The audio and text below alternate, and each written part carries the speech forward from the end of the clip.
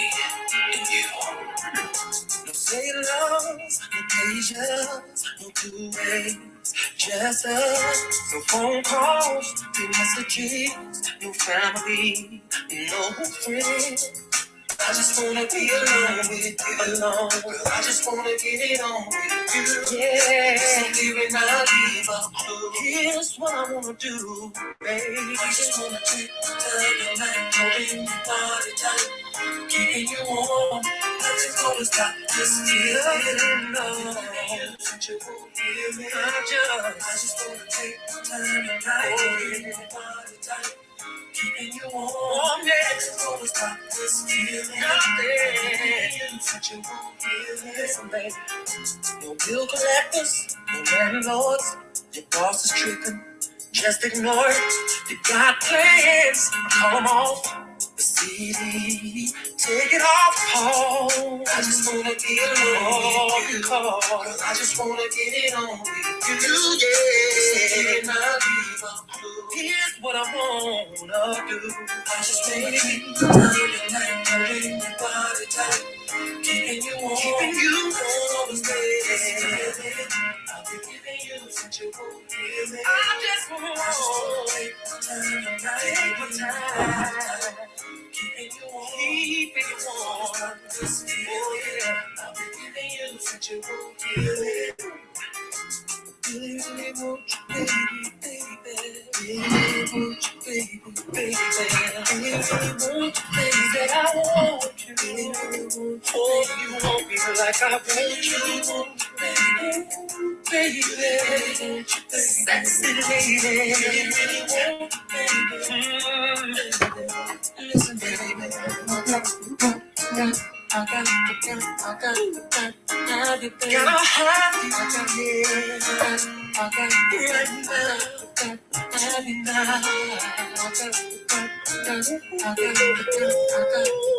Have you, baby. Oh, baby.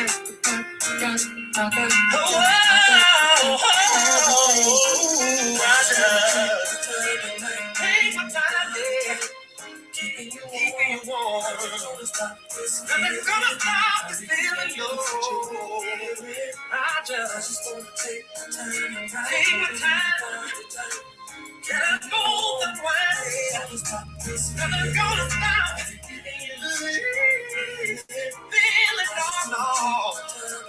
Make you feel good, yeah. Keeping you warm, nothing's gonna stop this feeling. Baby, won't sing it. I just wanna take my time, making me warm. Nothing's gonna stop this feeling. Giving you such a good feeling. I just wanna take my time, keeping you warm. Nothing's gonna stop this feeling. Giving you such a good feeling. Baby, I just wanna take my time, keeping me warm. Nothing's gonna stop this feeling. Yo. Welcome to your boy, Big Vi Open, live tonight, going down, man. Hit that like button, hit my share button. If you haven't already subbed to the channel, make sure you sub in, man. But most importantly, get those likes up, man. Y'all seen the title, Us Against Us, man. You know what I'm saying? Us against us. I'm going to speak on it. You hear me? I'm going to speak on it. I'm going to speak on it because I can. Now, to be, what's up? James, what's up? Alazar, what's up? What's happening? How y'all doing today?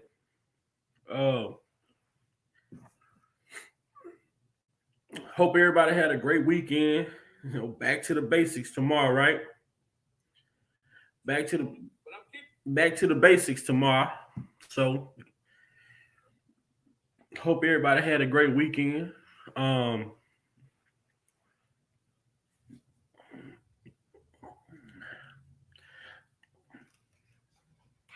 Man, come on in, man. Come on in, everybody.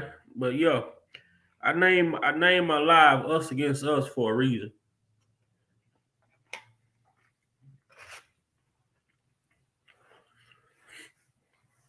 And it's not.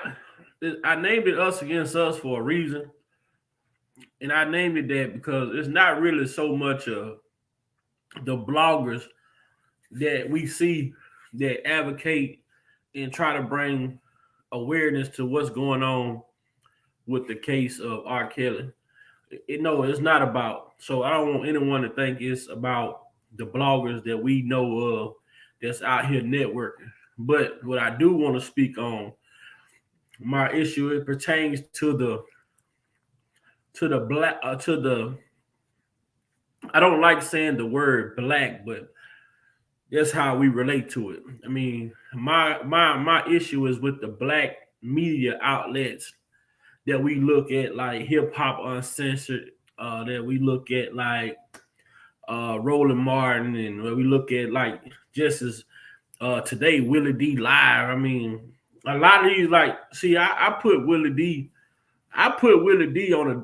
I used to put Willie D on a different type pedestal because I thought, you look at him and the way that he speak, the way that he speak, what I'm saying, he speak as if the way that he speak, you would think is um you would think that Willie D was one of those street dudes. You know what I'm saying? And what I mean, if people don't have a clear understanding, Coretta, what's going on? If people don't understand what I mean when I say I look at Willie D like a street dude. No, in the streets, there are certain codes that you go by when you in the streets. You a street dude. You don't go off of what somebody telling you about another person. You know what I'm saying? You form your own opinion and you go and you deal with that based off how you feel about that person. You don't go and spread rumors. A straight up street guy ain't gonna go and spread rumors about a guy that came from somebody else. You know what I'm saying? Without having your own information, your own details when it pertains to that situation. Um, yes, Dennis Byron called it out. Black media non-existent. Exactly, because see, these people are afraid to, and this is why I feel as though they don't allow us to own. They don't allow ownership when it comes to people that looks like us, because they still want to have some type of leverage over they want to have some type of control over the situation. Um, so a lot of these black media outlets, they still have bosses. They come on these platforms, they still have bosses. They are being sponsored by some of these same people that are tearing our people down. So I understand that they can't speak on certain situations because they are sponsored by some of the same people that are out here attacking our people in the fashion that they are doing it. So, if that's the reason, and that's the reason why y'all don't speak or y'all don't report on certain situations, well, then let that be known. Hey, I can't talk about that because I'm sponsored by Black Lives Matter. Or I can't talk about that because I'm sponsored by Me Too. Or I can't talk about that because I'm sponsored by the alphabet community. You know what I'm saying? If that's the case, then hey, then say that. Let us know. Let the people, let us know what's going on. But then my thing about it is this. But when these black media outlets do decide to speak on R. Kelly, listen to what they're saying. They're not saying none about none of the information. They are reporting straight from the media. So it all ties back to what I said a while back. When did we as a culture start depending on the media, the news, to tell us what goes on in our communities? When did that ever become a thing? When did we start depending on the news media outlets to report to us what's really going on? But when I see credible people that I feel to be credible, that I looked up to, sitting here running with hearsay, then that's a problem for me. That's a problem I have a problem with. That's something that I feel like, see, if a person like some of these people that I looked up to, listened to their music, and I felt they were real legitimate people who lived on principle, you know what I'm saying? Because everybody don't live on principle. You know what I'm saying? Some people out here would do anything for the almighty dollar. You know what I'm saying? But at the same time, if you're a principled person, you know what you is and what you ain't gonna do. You know what I'm saying? So when you see a person like Willie D live, like you coming out speaking, and people probably saying like, hey, man, Big Vi, what you talking about? I can't, matter of fact, I can play the audio. I can play the audio. I might can't play the video on my channel, but I'm gonna play the audio. Willie D don't understand that you could be possibly putting R. Kelly life in danger, and you could be possibly planting a seed to people out here like, oh, he should snitch on some. What you got? What do we have to snitch about? What do we have to snitch about? This is what I'm saying. But we're gonna get through it. We're gonna get through it. We're gonna get through it. So let me see if I can get to okay.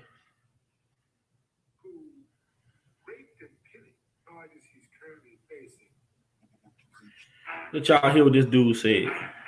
What's up, family? R. Kelly could be facing life in prison if he's convicted of the charges he's currently facing in his new trial. However, there is a way that he could significantly reduce his sentence. He could follow the current trend of people who find themselves in a jam with law enforcement and snitch. He could give up some people. This is my problem right here. Reportedly, there are other people out there who he's convicted of the charges he's currently facing in his new trial. However, there is a way that he could significantly reduce his sentence. He could follow the current trend of people who find themselves in a jam with law enforcement and snitch. He could give up some people in prison if he's convicted of the charges he's currently facing in his new trial. However, there is a way that he could significantly reduce his sentence. He could follow the current trend of people who find themselves in a jam with law enforcement and snitch.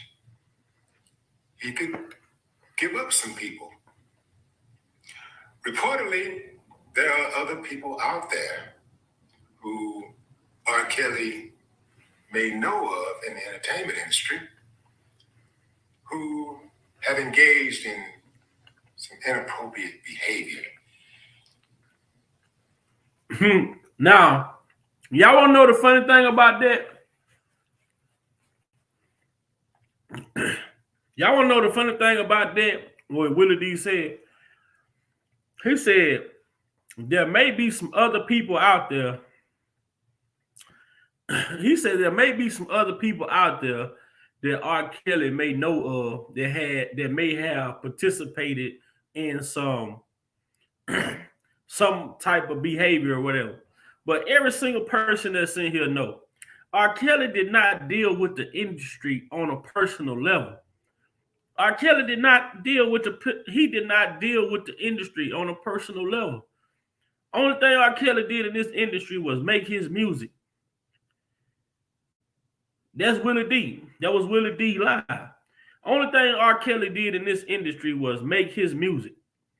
R. Kelly didn't deal with the industry, and that's the problem. And this is why he's facing some of the things that he's facing, because he went against the industry. R. Kelly never gave into the industry. He was never an industry dude. He never did shit for the industry. He never did what he did to satisfy the industry. He sung and he wrote and he put out this music for his people. But who do they refer to when they say no other people? See, this is that tie that they have. They try to tie R. Kelly to Jay-Z. See, this is them trying to tie R. Kelly to Jay-Z. And if Jay-Z go down, if something was to happen with Jay-Z, and guess what they're going to do? They're going to say, well, R. Kelly told on Jay-Z. That's the reason for him going down. You all get to play? Do y'all understand the play that they're setting up? They setting up the narrative right now to where if Jay-Z go down, they going to say, if Jay-Z go down and when R. Kelly come home, I'm going to say it like that. When R. Kelly come home and Jay-Z go down, the narrative on the streets is going to be R. Kelly told on Jay-Z. You see the play that this is the shit that they do. And they set the plays up with people that looks like you. People look at Willie D to be credible.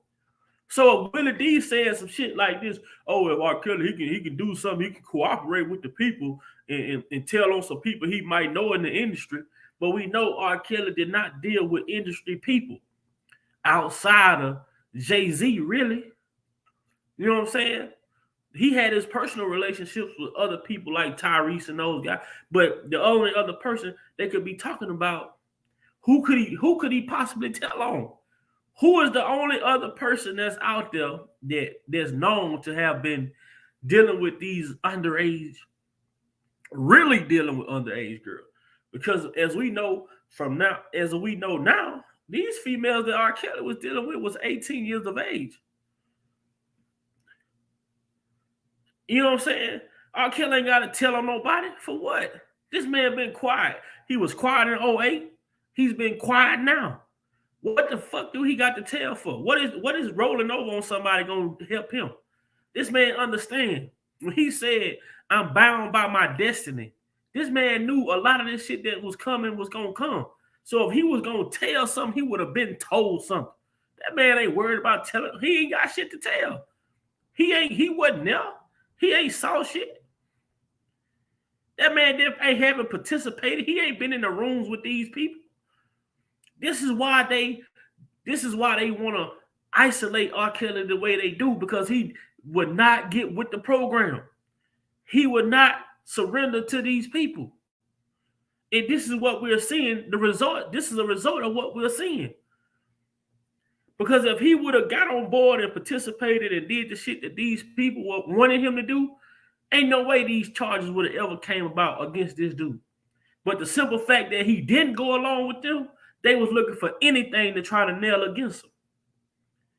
See, these people think that other folks out here not thinking. They think the other folks out here not looking. Man, they crazy as hell. Everybody don't think like Willie D. But I used to think that Willie D was a very credible guy. I thought he was a street guy. I thought he come from street principles. And in street principles, that's a type of jacket you don't even advertise to somebody. That's the new street code now. Oh, we advising, we advocating for people to go and roll over on somebody. That's the new shit that's going on now. Is that the new thing going on now? Now we got people out here advocating for others to snitch on other people. And this coming from a guy like Willie D. I'm like, what the fuck? Did Willie D just say that? Not Willie D. What the fuck going on with the world today? This is the problem that I'm having. Man, what are fellas at? You know what I'm saying? Let me, ladies, fellas, anybody, man. Come on, man. Let's talk in the community. Let's have a conversation. Let's have a conversation, man. Let's have a conversation.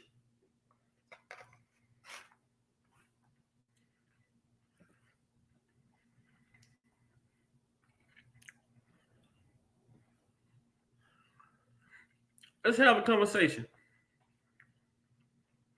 Man, I can't believe Willie D.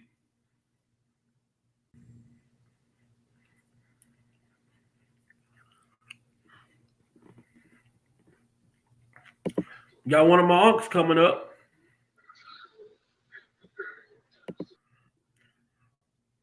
Hold on.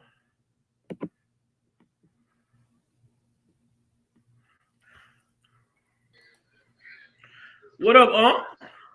What's going on, Big Guy? What up, Unc? What up, Unc?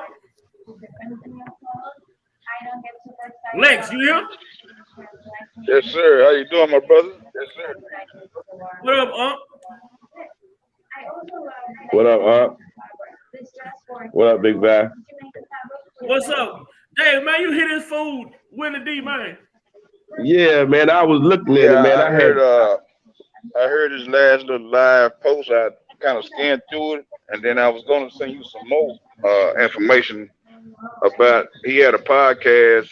I want to say maybe a month or two ago, right before the verdict or right after the verdict. Uh, he mentioned that we all. This is his words. He said we all know that R. Kelly married Aaliyah and whatnot. I was trying to find that podcast so I could send it to you, but I hadn't found it yet. So I just went ahead and came on once I saw you were live to reiterate what I told you I was gonna. I've been sending out to different bloggers how they blog about we need to quit believing the media and know everybody pro-black and different stuff like that. But then when it came down to R. Kelly, they talk bad about him and ridicule him. Now that we putting the information out there that what's being said in the worldwide white media is false, it's all one-sided. They don't want to get on their platforms and drop the real knowledge that's being put out there. They want to keep sticking with the narrative, but y'all supposed to be pro-black. So that's one of the things I had sent you earlier. I'm gonna yield back and let somebody else go ahead and comment on it, but I'm still here though. Okay, mute your mic until you get ready to come back in. All right, bet that. What up, Uncle David? What up, J Rock? What up, Big What Guy? up? What up? What up, Big Guy? What up, J Rock? Man, what's your thoughts? What's your thoughts? Go ahead, J Rock. What up, Big Guy? What's going on, J Rock? What's your thoughts on this fool Willie D, man? Okay, well, my thought about it is this, and I posted this in the chat just a couple minutes ago. R. Kelly hasn't said anything about anybody in 3 years, so why would he say anything about anybody now? It don't make sense. No, it don't make sense. Man, he didn't say nothing in 2000. He didn't say nothing in 2002. He didn't say nothing in 2008. No, he hasn't said anything about anybody else. Anything in regards to his situation, he went on ahead. He just all he did was go to the studio, go to work, continue with his career, minded his own business, and just put out the best product that he can. That's all he's done. That's it. He hadn't even thought about trying to even go out against somebody else. But it seemed to me, and this is just me thinking the way that I think, and this is just my way of thought, my train of thought, because I'm the type that look at shit I look at things in its totality. That's why I made the reference to, R. Kelly coming home, and if Jay-Z get caught up in that shit with Epstein now, they're going to try to make it seem as if R. Kelly told on Jay-Z. You know what I'm saying? It's a lot of games that these people play, bro. I know. I want to say that Willie D has been like the D.L. Hewley of hip hop when it comes to certain black people. It's like I said I can agree with that. Yeah. And he done did a couple of other people like that. Like for one, I mess with Ye, and every time that he would say something about Ye, it would be bogus. It wouldn't be like supporting him or being on his side of anything or allowing the man to just be him in his space and how he thinking or whatever. He would ridicule him. And I was one, like you said, that respected Willie D to the extent he was with the Ghetto Boys, and I had a little respect for Jay Prince, because I knew in some type of way Larry was messing with them boys or whatever, you know what I'm saying? So I always thought they was stand up, but recently, man, a lot of people who were standing up back then obviously are sold out for whatever they got coming in this current thing that's going on because they don't sound the same when you listen to them. They're not who they was. You know what I'm saying? So you have to be careful who you listen to. You can't. It's like the regular news. Like we all kind of came up on the news. We trusted it to report facts accurately and give us the information we need to make decisions. But now we realize that the media is full of lies, even though a lot of us already kind of was suspected it, but we didn't know to the extent that they was doing it. So it's Willie D just fall in that category to me. Us against us, like I said. I agree. Denzel, what's up? Welcome, man. It's first time having you on the panel, man. What's up? Man, what's going on, Big Vibe? J-Rock, how y'all doing? Man, we chilling. We What's up, talking to Denzel? it. Man, I'm doing all right, man. Just coming in, chatting for a bit and stuff. Man, I'm hearing everything, man. It's been good so far, with the case, man. Shout out to his attorney, Jennifer Bungie, man. They doing good. Man, Jennifer Bonjean is like Rakim. She ain't no joke. Right. Nah, I tell everybody, like I talk to some of my friends, like I was gonna screenshot the messages and put it in the group chat. Some of my homies in my little group chat, man, R. Kelly, this, that, and the third. I told man, I bet y'all $1,000 he walked in Chicago trial. Man, I said, I don't give a fuck about none of that shit y'all talking. Bet $1,000. Well, I ain't gonna bet on it. Well, let's shut the fuck up. But back what y'all was saying, y'all was talking about Will D and stuff. Like what he was talking about R. Kelly now. He said if R. Kelly, he can help himself out by telling on somebody. What? I don't understand some of these people like that. Like, how you gonna sit here and say something negative about somebody if you don't know what's really going on with their personal life? Like what's the situation he's in? Like, it doesn't make sense to me. I mean, you as a big following, you should know better. Right. I mean, you have big following. Like, you can say all this type of shit, but you ain't gonna put out the facts about what's going on in the case and shit. Like what you say, what did R. Kelly even do to you, man? Like, why you got so much negative to say about the man? Like J-Rock said, I mean, he never said anything bad about you and stuff. None about it in that industry. So why y'all throwing him on the bus and shit? I don't understand it. It makes no sense, bro. But it goes back, like I said, like Brother David.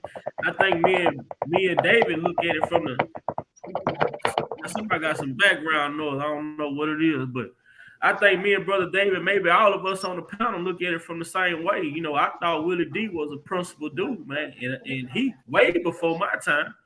And one thing about being a principled dude and being from the streets, bro, that's something we don't run with hearsay. You know what I'm saying? Right. And to be honest and to be technical, and man, we look at the Nipsey Hussle situation. You know what I'm saying? That's the same. It's come on, you calling somebody a snitch, or you insinuating that somebody is a snitch that you done got from some of your homies, and in spite of the situation, it cost this brother his life. Because at the same time, one thing about being from the streets, bro, you don't run with shit that somebody tell you. If I didn't see it myself, or if I ain't had a conversation with that person to confirm this shit, I cannot take it for face value, because I know people could have a dislike towards you. People could not want to fuck with you. You know what I'm saying? People could be jealous of our relationship. So they'll come and tell me anything to try to separate me and you. But if you supposed to be my homie, you supposed to be my guy. Man, should nobody be able to come tell me shit about you and I take it for face value without asking you, hey man, you heard such said this. Man, who told you? Man, I got this from little homie up the street. Oh man, it's either gonna be true or false. But if I just take something that somebody tell me and my homie come around me, man, get the fuck around me, man. I heard you telling on people. You know what I'm saying? I ain't even giving my homie. Right. You supposed to be my homie. I ain't even giving you a time to even defend yourself. You can't even. I'm not even allowing you to justify this. So to hear from Willie D, like David say, back in the day, we used to look at them guys like stand-up guys, but now it's that, like I say, a lot of these people have platforms, but they sponsored by the same people that's oppressing us. Exactly. Right. Like Phil Scott, you know, he got a big following and shit. Like, I used to follow him all the time, but you know, now he kind of showing his true colors, man. Like, wait a minute, you got a big following, man, as a black man. Like, you ain't like covering up the whole case, man. What's really going on in this R. Kelly case? You just sitting there saying that he's guilty and this and that. Like, are you serious, man? Like, I don't understand it. But you call yourself the new black media. It's Right. crazy. The new wing of the control media. That it's like control opposition.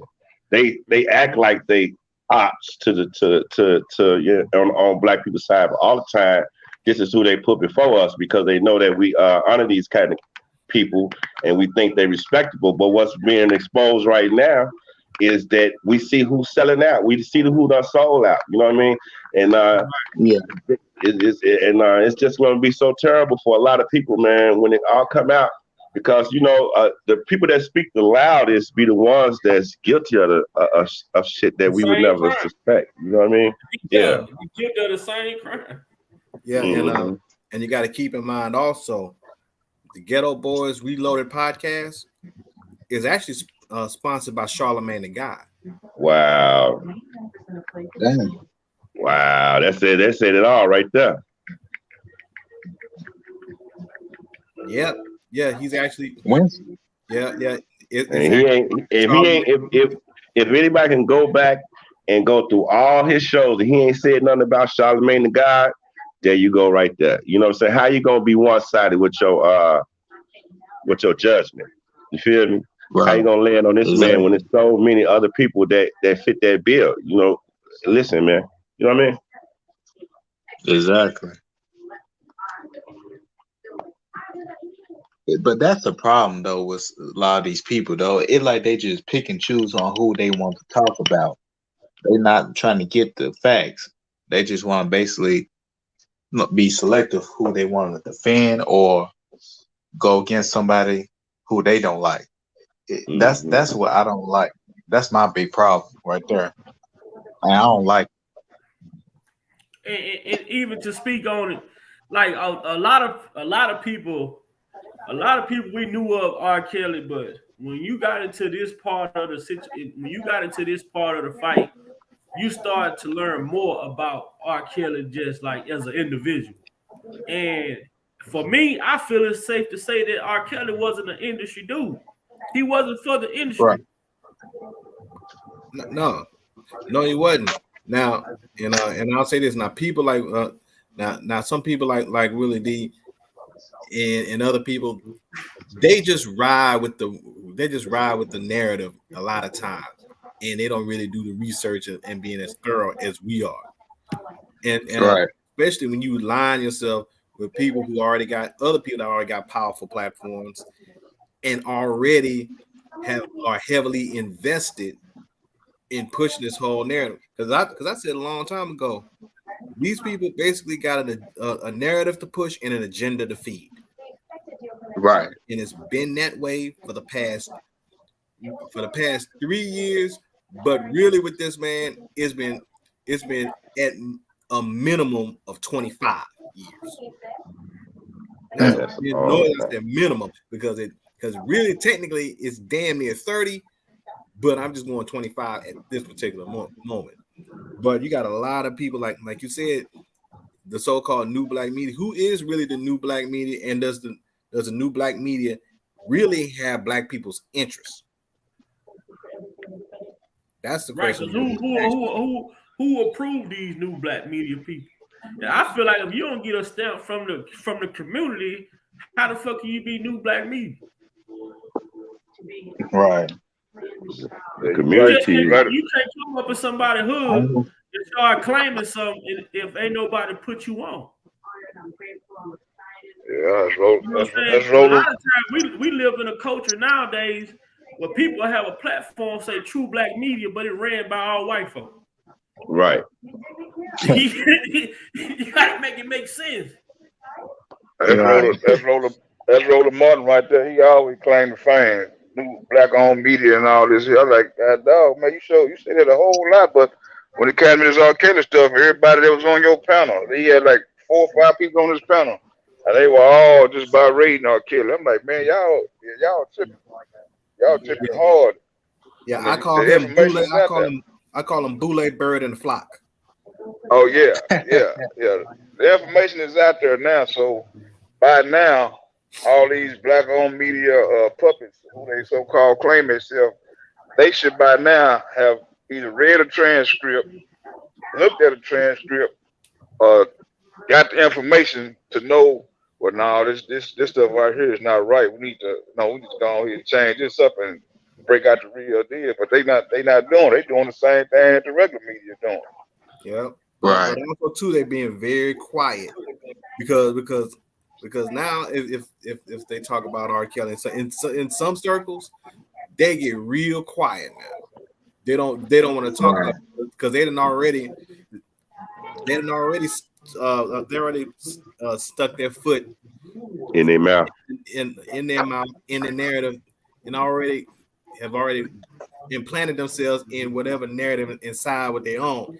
Now, for the ability for them to have them to retract what they have said, it now puts them in a position like, well, damn, I came out and I said this about him. Now this I can't really address this, but I have to keep riding with what I've been riding with, because now if I have to go backtrack what I said, now people gonna be thinking like, well, you don't know what he's talking about. Mm-hmm. They may be scared they're gonna lose subscribers, man. They might be worried about that. They might lose some of their subscribers. Yeah. But I think if they went on ahead and just reported accurately from this point on, they could actually save whatever they have, the credibility they have. Because if they will don't, gain just as much as they lose. They will gain. Yeah, because a lot of us not fucking with them because of how they report.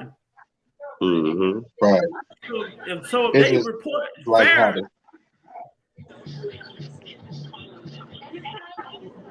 if they gonna do fair reporting, then we gonna support it. But at this point, we're not supporting these fucking networks because they running with the narrative, and we against the narrative. You know what I'm saying? And like I say, man, I feel like from now on out, when I'm sharing shit to my community wall or I'm out here, man, I'm tagging Willie D. You know what I'm saying? Since you a stand-up dude, I want to see how real you is. Cause one thing a real dude would always go back and write. I ain't gonna say just a real dude, a person with integrity in life will go back and right they wrong. Mm-hmm. What up, G? What up, Vi? What up, Vi? What up, y'all? What up, everybody? What up, J Rock? What up, man, what up, man? What's going on? How you doing? I'm fine. We talking about Willie D right now. What's your thoughts on Willie D? Oh, nah. I seen that video before already. I ain't gonna lie. I like Willie D. I like Willie D, but they man, I know exactly what you're talking about. And if everybody know, we already know who they talking about when they trying to say, oh, who Kel's gonna snitch on. Obviously, we know he talking about Hove. Like, you get what I'm saying? Exactly. So it's like, yo, but you ever notice what's going on with Hove? You know, Hove was on the list. He was on the Epstein list for visiting the island over there, bro. Yeah. Wow. They told that him, Donald Trump, Obama, Chris Tucker, Eddie Murphy, Oprah, mad people they said was on Bill that. Clinton. Yeah, I remember. I don't think they would be lying, because it's like, I remember when you entering a person at his level island, they make you sign NDAs and everything. You get what I'm saying? So it's like, I'm pretty sure they got all them documents and everything and all that. Well, it's like yo, but it's like yeah, it's a lot of people that used to be around that man, be on that man island, and it's like it's kind of crazy to say sometimes. It's like yo, why y'all ain't wrapped up in his bullshit neither? If y'all knew what the hell was going on allegedly. Mm. But yeah, nah, That's Willie true. D. But Willie D, like yeah, like, man, it's like yo, ain't nothing surprised me no more. I wouldn't be shocked if tomorrow come out. If tomorrow something come out saying, yeah, we caught R. Kelly having sex with a guy in there, and he tested positive for HIV. Like it's like yo, it never fails me with anything again when it comes to R. Kelly.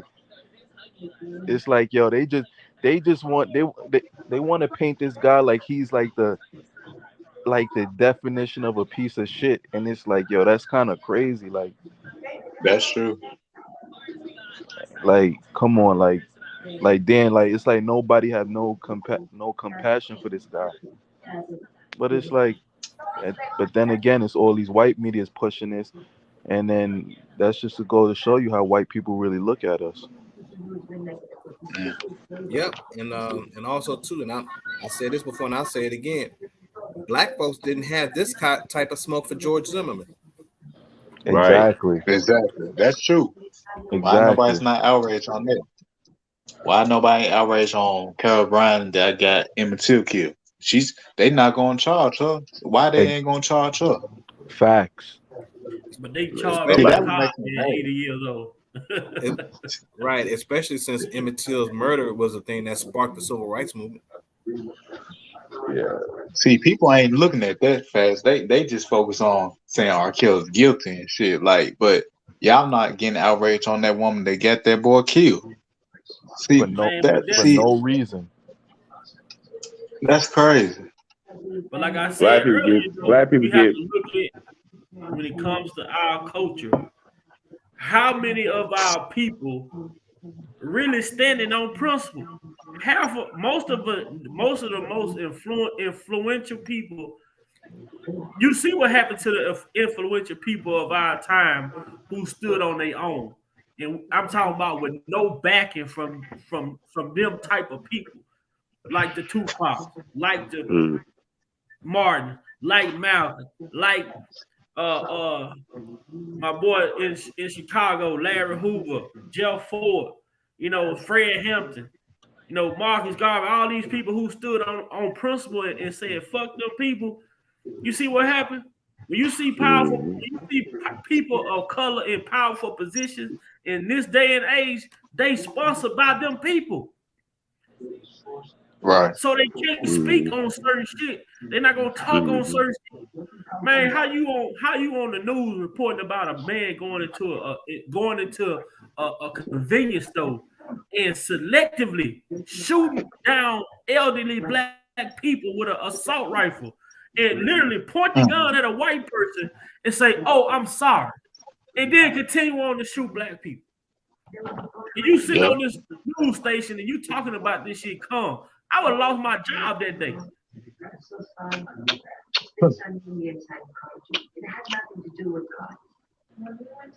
Yeah, that's crazy. But they got that pen over these niggas' head and tell them, look, you get out of line, I'm gonna strike you. yeah. Everybody handcuffed if they want to make some money. If they want to keep making the little bread they making, they have to do what they doing. You know what I'm saying? And it's a shame. Really. Yeah, it seemed like the little man like ourselves. If we got a little podcast, man, we can speak the truth. We don't have to really worry about no repercussions. But the celebrities, when they got a podcast like Will D and probably a couple of other Kwame Brown, all them, they're kind of sidestep. They'll sidestep around the information, but they kind of go with the narrative that everybody been saying in the media. But when it's come time for the real stuff to come out, they don't really have any. any kind words to say about what's really going on in the court case, the transcripts, what the lawyers are doing, but they'll stick with the narrative of what the media is saying and what the prosecution is saying. And everybody, all of these black, you know what though? All the black media should have been at this trial. All these people with Right. real big platforms should have been at this trial reporting, because Absolutely. it's a problem when they under. I'm gonna tell you that this is how strategic that the oppressors are. They know if we televise this court proceeding, that it's going to change the narrative. Mm-hmm. Yeah. Facts. So we got to keep the television away. Facts. Because guess what? What's the number one thing that they have that they use when it comes to our people intaking their knowledge? They know our people want to be told what's going on because none of them care to read. They're going to make you go get transcripts. They're going to make you read the documents. And if now what we get, the results of that is our people listening to only their side of the story. Because they tell me, when you want to hear R. Kelly's side, you got to go read the documents. Right. That's cold right there. And you still not even hearing his side from the word of his mouth. It's just, you get what I'm saying? You gotta sit there and look at it too. He probably really want to come out and just start going off and just saying everything. But you gotta go with what's the best way your lawyer feels like, yo, this is the way we can help win. Because I'm telling you, the day that man decides to actually do an interview, and I remember I was listening to, I would just listen to something the other day with Vlad, right? And it kind of like, it really got under my skin to where it's like, yo, now I see why people talk shit about you, Vlad. Boom. Vlad goes on months, was it like last year? Or it was in 2020 and 2021. He kept saying, yo, I spoke to R. Kelly's people. He said, I'm supposed to be having an R. Kelly interview coming up. He kept saying that, pushing that. Then he said, right when the interview is about to come, somebody canceled it. This is out his own mouth. He said, yo, somebody on R. Kelly's team basically canceled and said, don't do the interview because you about to go to trial. This was right before he about to go to trial in New York. So that, I don't know if y'all heard of Kurt Bone from DC. He used to be with Rayful Edmond and all them. He was hustling, so he got his own podcast. Now he gets on Kurt Bone TV on his podcast and saying how he don't interview the only people he don't interview is pedophiles. But I'm just in my head like, yo, you don't interview pedophiles, but you was willing to interview R. Kelly. Why? Because R. Kelly probably would have been the biggest interview you did. You get what I'm saying? Sit down and make it make sense. You get on your show and call R. Kelly, oh, I think he's a pedophile and this and that. But you was willing to do an interview with him, but you didn't want to give the other guy interview because you claim he's an alleged pedophile. Make it make sense to me. Right. And look at this though. I'm gonna send a message to Vlad. He better hope he made that. I hope he signed had Lisa Van Allen sign sign a contract to where he won't be responsible for the shit that she came on his platform and did. Yeah. You know what I'm saying? I hope he made her sign something to where she's fully responsible for all her words that were said on that platform, and it won't be used against him because she slandered that man on his platform. Man, I'm looking at right now, bro. I know for a fact, Lifetime will probably had to cut him a check for probably about $100 million. So you know they definitely. You know what? Lifetime screwed up. You know what? Netflix probably gonna hit Netflix for $100 million. Oh, he gonna come out of jail, man. That motherfucker gonna have so many. They gonna change the new stage name to Settlement, Kelly. But you know what? But you know what though? I'm not. I feel what you're saying, Big Vi, in regards to Lifetime. But me personally, if I'm R.kelly in this team, here's what I'm doing. I'm not suing you for $100 million. I'm suing you for $100 million per episode. Oh, yeah. I'm coming at you like that. I'll sue you for everything. I'm Right, like, it was like about 6 episodes, so that's essentially $600 million. That's where I'm going at Lifetime. Because that show was the biggest show that they've had in the past 3 years. And I told people when the reason why Lifetime did that shit was because Lifetime's ratings had tanked. Facts. That's 100%. 2016 to 2018, their overall ratings dropped by 30%. And the 18 to 49-year-old demographic dropped by 40%. And that was during that time frame before Surviving R.kelly even came on. So essentially, Surviving R.kelly saved Lifetime like Death Row Records saved Interscope. Facts. And like how Warren G saved Def Jam. What up, Unc? Yep, exactly. So, blessing, nephew. Blessing to the whole panel. I'm gonna just lay it on back and I'll interject when my nephew tell me to. I'm just getting in from work. I had to make a little pit stop, and a little pit stop and touch base with some individuals. But I'm back in the crib now, relaxing. So I'm just gonna fall back in the cut and listen as y'all go around the panel, make key points to highlight what I miss, and I yield back. All right. Okay. Well, we on Willie Diaz. I'm gonna play a little bit of that for you, so you can hear what this. Yeah, I was listening to where I was about something about Willie D from the Ghetto Boys. Just update me as y'all go around. I'm gonna yield back. I'm just listening for the night. I got something in my belly, man. That's gonna bless somebody tonight. I don't know who it's for, but I'm gonna yield back. And when that time comes, nephew gonna know when I need to unleash it. Oh yeah, most definitely. So I'm gonna play what he said. I'm gonna play what he said, so you can eat on that over there while you wait your turn to unleash. Okay, there you go. Right. There you go. All right.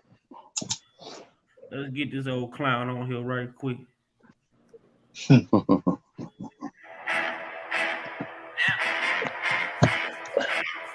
What's up, family?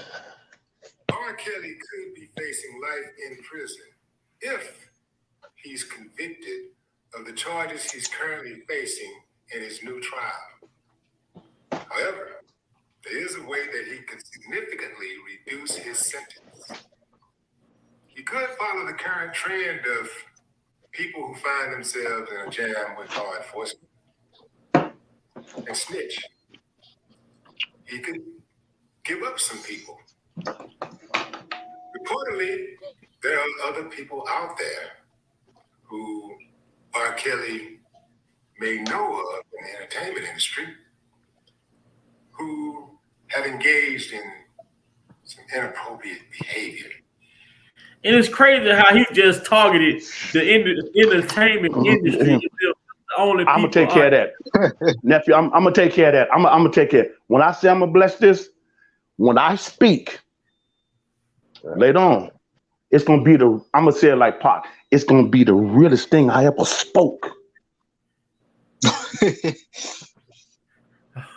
I already know. Then I already know it's gonna be heat. So y'all, so I'm gonna wait for a while. So just wait, just build me, just infill me everything. I want you to highlight everything, your key points, and give me the receipts in your explanation why you're making the statement that you're making. Because I was listening to where I was.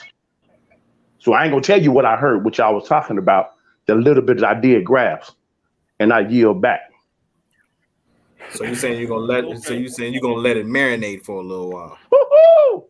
J Rock, that's why, brother, you got to be my brother from another mother, man. Because you just pulled that right out of my psyche. Yeah, I'm listening. Y'all just do y'all thing. I'm listening. I'm in the crib now. I'm chilling. I'm good. I'm Gucci. Yes, we can start up. We can go up to Lex. We can let Lex speak his piece for about 2 minutes, and then we're gonna go to David, then Dean, then Denzel, J Rock, and we're gonna let's just speak, and then y'all interject respectfully, But go ahead. All right. I'm just gonna reiterate what I had said earlier. Pretty much is all of the podcasts, most of the black podcasts, they had their own different opinions about kills with the information that they gathered from the media versus what's being said between amongst us as far as the transcript reading, as far as what's been broken down in the court case, things that we've been putting out and sharing amongst one another. They haven't taken out the time to really go into depth of what's really going on. They're still riding with the same narrative that the media has put out there in the airwave, and they hadn't changed their stance on anything. They're still going with the same thing, even after what this been like a week. This the second week or first week after the first this Chicago trial. They haven't even changed this. This week 3, okay. Week 3 coming up. We're going on week 3. Okay, thank you for correcting me then. So we're going on week 3. So by now, you would think they would have changed their stance on, okay, well, maybe I did make a mistake, and the information is being put out there. There's also other information that I can go and research and critique myself to know that the witnesses that were put on the stand, they were lying all along. I mean, Headline News even got a little podcast showing that these women been lying all along, and the tape and everything, the age of the girl, they putting it out there. So why haven't you went on your podcast and let your followers know that, well, hey, this court case that's going on now in Chicago, it's all a bunch of bull because this and this and this and this or the other. So I have yet to hear anybody say that, along with the link that I sent you via with those people on there. I hadn't heard any one of them say anything differently of what they had said in the past. They still saying the same thing. So that's my little rant. I'm gonna fall back and let somebody else tap in if they want to on what I said, and I'm gonna sit back and listen. All right, bro, David, what's up? You up next, bro? Yeah, I jumped in on some ignorant nigga shit on Willie D and DL Hughley. Just been watching them and just saying I see how it seems like they're going with the narrative or whatever, or agenda or whatever that. And then in the midst of that, dude said that the one who owned the show or something, or produced the show, or Charlemagne, or paid for the show or whatever, and that just confirmed how I've been feeling as I've been watching them, because I've been feeling a certain type of way about different subjects that they speak on and how they speak on the black people. And in particular, both of them, and that's by me from being from Chicago, you know what I'm saying? And so that was just, and then plus hearing what he said today, it was like I really didn't understand where he was coming from for that. I didn't even really know about the information about Jay-Z or whatever in the Epstein Island or whatever. That's some new stuff to me. So yeah, that's where I'm at. Okay, Dean Baller. All for nothing. You know it's something like I just really sat here and thought about. Like, you ever notice when white people do documentaries on like predators or whatever the case may be, they just come with their facts or whatever the allegations is, and not necessarily call these people for like example with Jeffrey Epstein. If you watch all his documentaries, when white people are sitting down, the people that come, they interview and they speaking on the situation. They not necessarily like they just speaking whatever they speaking. They're not calling this man out his name. When you watch Surviving R. Kelly, you had all these people out here shitting on him, calling him out his name. It's like, yo, all right, if it's like y'all could speak on whatever y'all feel, but when it start coming to the like, oh, y'all trying to like he's a piece of shit, and like Wendy Williams, like when they like, you know what I'm saying, when the slander, like it's when somebody's really trying to belittle you, and I'm just like, damn, like it's really crazy. Like when black people sit down, speak on their own kind, it's like they gotta belittle him. But then it's like when white people speak on their own kind or what they're not belittling them. They just come with their allegation, their facts, and then on to the next. And it's like, yo, that's just kind of crazy to me. That's my opinion.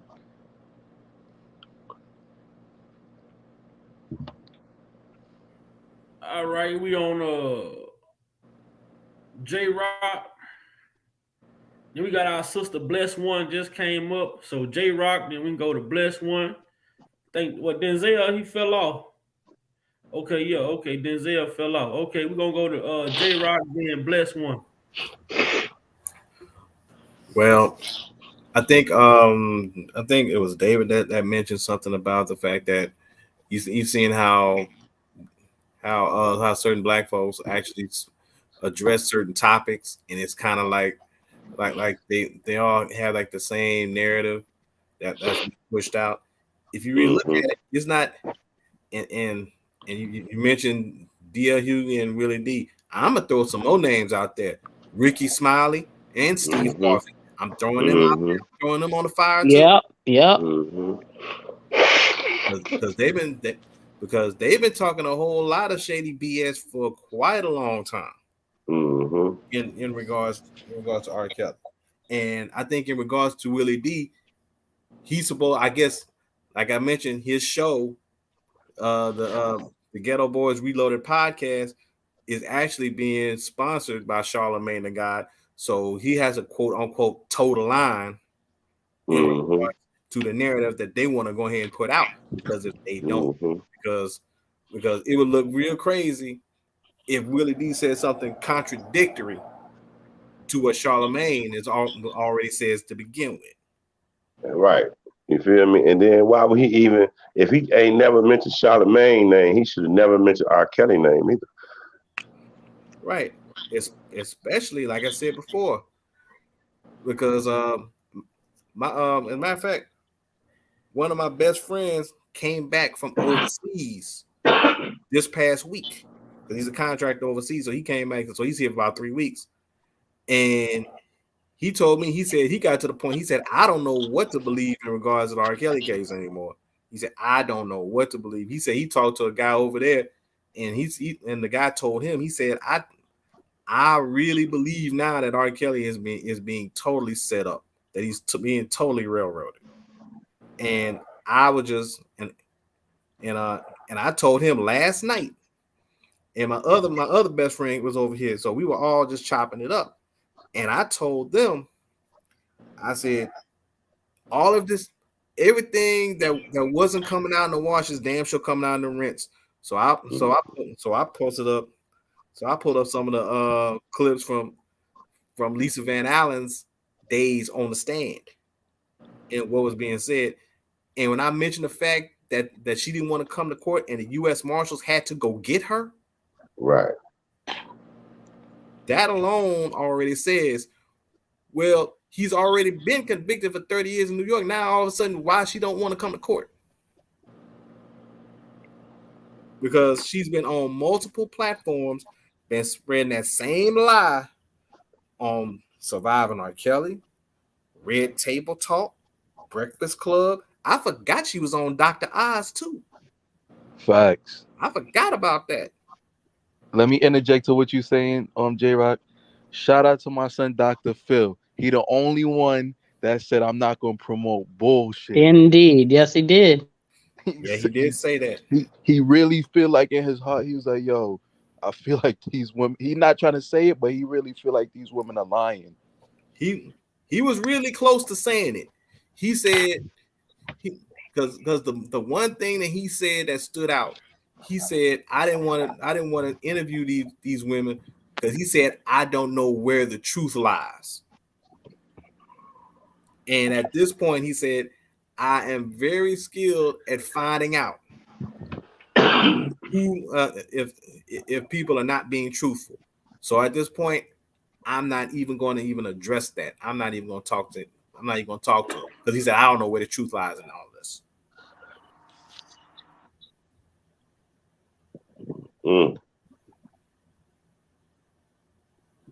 So after that, I'll yield back. Okay, we're gonna welcome the Queen up to bless the panel. Hey. Y'all bless one. Hello, everybody. Hey there, Queen. Hello. How you guys doing? Pretty good. Good. The first thing I want to say is that all these people in music, obviously I got here late, but I picked up on what was happening. All these people in music, they will go against their brother, but they'll say yes, massa to the Jewish record labels. I'll say that first. Second of all, I'll say that sometimes it's good to swim upstream. You know, everybody's swimming downstream. They're doing the same thing, you know, not making any waves, you know, making sure they're doing good.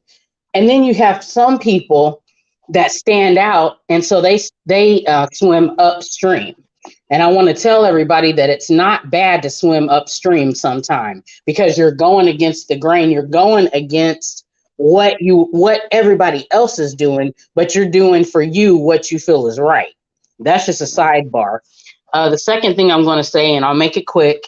Today, the message that I preached was friends. How many of us have them? And in that message, I talked about when Jesus went to his own and his own received him not. I wish I could get into the notes. It's going to cut me off because it's on this phone. But, you know, he was with his own people and they didn't receive him. They didn't receive his anointing. But the interesting thing was when he was healing them, when he was delivering them, when he was feeding them, they were all in it for him. So I'm gonna do a parable now. When Kells was feeding them, giving them money, having sex with them, letting them sit in the studio, letting them go watch him play basketball, take his picture with them, buying them cars, taking them on vacation, buying them clothes, buying them breasts, buying them teeth, buying them hair, buying them makeup, whatever it was, everybody was fine. Now he goes to his own receive him not. They've turned on him. But I'm here to tell you today that it doesn't matter what it looks like for him. As I said in my message, God knows his name. And I'm confident that God knows his name. He sees him. He did not give him the anointing that he has on his life for him not to go through some things. Like people say, the higher the level, the higher the devil. And so he will be victorious. People are changing and saying, wait a minute, I'm not getting with this. You know, it's not making any sense. This person's lying, blah, blah, blah. So we've got to trust God. First of all, trust God with our own lives. And then we have to make sure he's in that friend category, not just somebody that you know or, you know, somebody that you heard about, but it comes with communication. And then we also have to trust that he has his hands on Kells. That's all I want to say, and God bless you all. Same to you, Queen. Thank you. Amen. God bless. The higher the level, the higher the devil. That was fire. Right on. She ain't never lied though, boy. As long as you paying bills and you know what I'm saying, grinning and spinning, they all on your side. But when you start, you know, cutting them off for whatever reason, they develop feelings. They begin to conspire with other people that that don't like you or whatever, and then you get a big old net. And I always said in Chicago, man, it always was this type of like bad mouthing going on Kells, and I always felt like it was planted, like a scheme, and yeah, so I agree with the lady. You know, it's the thing, D. I feel like, in my opinion, nobody reached the height that he reached alone without kissing ass, doing having to be up in everybody's faces. I always tell people this: how you could tell Kells is a really extreme big artist. This is how you know when artists is on a different level. When you don't got to do interviews every 5 seconds. None. Yep. Ain't nobody face. You other than the Touré, the Tavis Smiley, and the Ed Gordon, and he was just addressing situations that he's going through. You really can't find too many interviews on R. Kelly. Man, I hope Travis Smiley, if he's still living, I hope that's who get the interview. Whoever. Tavis is still around. I hope he the one, because he had the best interview to me. Bar none. And he allowed him to speak. He didn't ask him no crazy shit he been hearing in the streets. He let the man tell his side. And who you talking about, Bob? And that was Travis Smiley. Oh yeah, back. And that's in the midst of when Kells was going through his trial. And I feel like but I really just want this man to get his own network, do his own thing, man. Don't. I know he's not gonna take his story to nobody but somebody he trusts. You know what I'm saying? That he have a good relationship with personally, because the man life story, that's a big. It's priceless, man. It's priceless. We've been putting pieces together here and there, but when he come out and tell it in his words, man, that shit's gonna go nuts, man.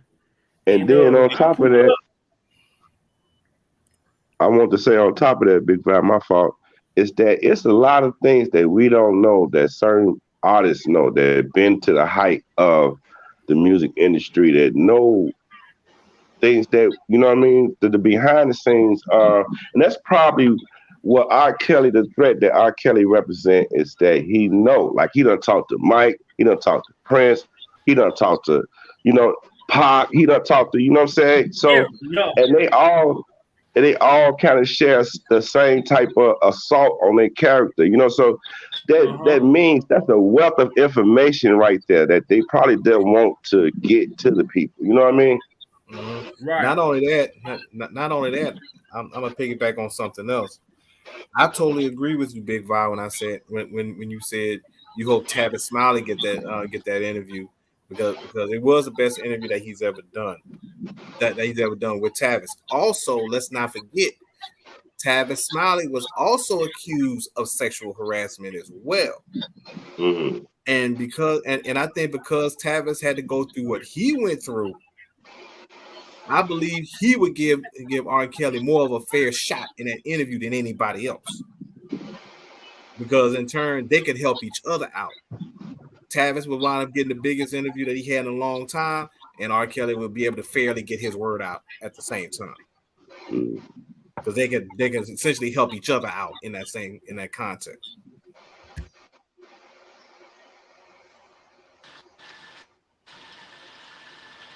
I think Lifetime is going to turn into R. Kelly time. Right. What up, sir? What you got to speak on? We're going to let sir speak. I know Unc's sitting in the cut. Then I'm going to play a little snippet from Eddie Griffin talking about black male stars. Don't leave the business clean. So my last interview, speak. Right? Yeah. Facts. So I'm gonna let Sir speak, and then I'm gonna play this Vlad. Then we gonna go to Unc, man. We're gonna bring Unc out the cut. Good evening. What's up, my brother? What's up, gentlemen? J Rock, Charlotte, Dean, What's up? Brother D, all the gentlemen on the panel. I'm gonna piggyback off something in terms of Tavis Smiley. If you want to know what Tavis Smiley is doing right now, go check him out at KBLA. He's one of 4 only black-owned radio stations in the country. He said he was inspired by Prince because due to the fact that him and Prince were best friends for over 20 plus years. Prince basically told him to own his own content, so that's what he did. So if you want to talk about an interview with R. Kelly, I think you guys are rightfully so dead on point that he would be the best person to interview R. Kelly at the end of the day. As we move forward in the progress of not only R. Kelly, but in the progress of in terms of enlightening our young men, be aware what's going on around you, because they're already going after George Foreman. They got Snoop Dogg on the tail end of stuff. So we need to keep in mind, we need to be aware and be our brother's keeper, whether they be a celebrity or an unknown celebrity at the end of the day. I'm just going to say that, gentlemen, once again, Big Vi, as always, I appreciate you having me on. I appreciate every gentleman on this panel because you always bring good content. You guys keep it real. And at the end of the day, man, if we don't get the information out there, we as a people are lost. Mainstream media don't care about us as black men. They don't care about our black women. So we have to stand in the gap and be in the forefront in terms of leadership, representing our concrete, and not letting the system allow us to be knocked off our square. And I'm gonna leave it at that, gentlemen. So again, thank you, Big Vi. Thank you, panel. And I appreciate all you young men on this channel. Regardless of what age you are young men because God gave you a purpose in this life to do what is need to be done. So continue to do that. And as always, you guys are in my prayers. I support you all 100% and keep doing the right thing, because at the end of the day, the devil seemed like he may have the victory, but God always has the win. Amen. Salute. So we're gonna see what Eddie Griffin got to say about the black male stars in the industry. And then we're gonna pull Unc out the cut, man. I put Unc on that blue chew, man. He been having a good time, man. So not the blue chew, dog. We all know it, but you got to learn the business, Eddie. Right? So I would go there literally for a week, and at the end of every rehearsal, he says, "What did you notice?" I said, "I noticed you take the script, put it up on his feet, and then bring it to life, but add in your flavor. You didn't go just by the script. You knew the map, but you got to, once you get it on your feet and you actually interplaying with the other actor, other shit's gonna come out. Right? The small little nuances that you can't write. Power on. A hand gesture, shit like that, right? Bluetooth connected. And he would smoke a study, his little stogie nigga, and laugh afterwards. Yeah, it's smart. I like that. You know, we need more with brains. Right? So, which helped me, you know, transitioning from just stand up where I say whatever the fuck I want to say. And then they had this little nigga off the streets, you know, $100,000+ a fucking week, and then put constraints on the motherfucker. I felt like I was handcuffed every motherfucking week on that show. It was a living hell for me. So, but you know, Dr. Cosby helped me out with that shit. What do you think, you know, your take on what happened with Bill Cosby with the allegations and everything else like that? Look,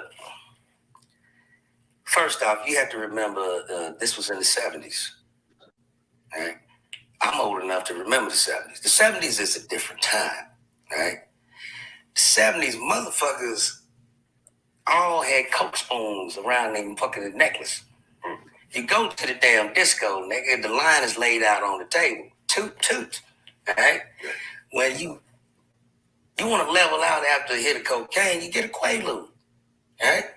So did he rape these bitches? All of them said the same thing. We went to the room. Why would you go to the room of a known married man? Number one, me, they're down to fuck anyways. Why would you go to a hotel room of a known married man? And he incorporates this whole marriage thing in his comedy routines. It's not a secret that he's married. You understand? Okay. So they're down to fuck. Then they go back 30 years later and say, he raped me. 30 years. I don't understand that. I mean, that's like a motherfucker robbing me. And then I wait 30 years to call the police. I got robbed. 30 years ago. In 1984. Right, because if you notice, there was no... And it's him! Because it's past the statute of limitations, so there's no criminal charge. There is a systematic effort to destroy every black male entertainer's image. They want us all to have an actress by name. Kobe raped a white woman in Colorado. Dr. Cosby raped 37 bitches and is still counting. Nobody leaves this business clean. Michael Jackson fucked little white children. Michael Jordan? Michael Jordan gambled. Right. Then his dad got killed. You understand? They tried to tie that. You're not going to die clean. I mean, everything that Bill Cosby has built up, the decades of work that he stood behind. The man has, single-handedly, sent a bunch of brothers and sisters to college. Yeah. Even if he didn't pay for it himself, he gave them the idea that it's possible. Right? The motherfucker was so generous with his money, he bought colleges. I know that I've seen some interviews. And that's enough. That I just wanted people to hear this coming from Eddie Griffin. I don't think Vlad really liked some of the stuff Eddie Griffin was saying, because Eddie Griffin was keeping it G. He was keeping it real. No, Vlad didn't like what he was saying, especially if you heard at the end. Vlad didn't like what he was saying because he wasn't throwing his people under the bus. Right, especially when Eddie was running down the accolades and the stuff that Bill Cosby was doing as far as putting kids in college. And he said he was so generous with his money, he got colleges. And you notice how Vlad was stumbling because it looked like he was trying to frantically find something to say about Bill Cosby during that exchange. Yeah. Right. No black male entertainer leave the business clean. Some of the best people some of the goodest people that we think about. Some of our entertainers that been hit with allegations we don't even know because they didn't have the spotlight on them like a Bill Cosby or Michael Jordan or Kobe Bryant. You know what I'm saying? These type of people, Tiger Woods. I mean, and Eric, they even go out to the Serena Williams, Venus and Serena. They attack all of our people that's on a hot I say they overachieve. You know what I'm saying? I feel like it's a meter of expectations that they have. And when our people exceed that, then here they come. We gotta get y'all back down. They make celebrities out of them, make them untouchable, and isolate them, and make them compromise in order to stay in that position, so they can control them.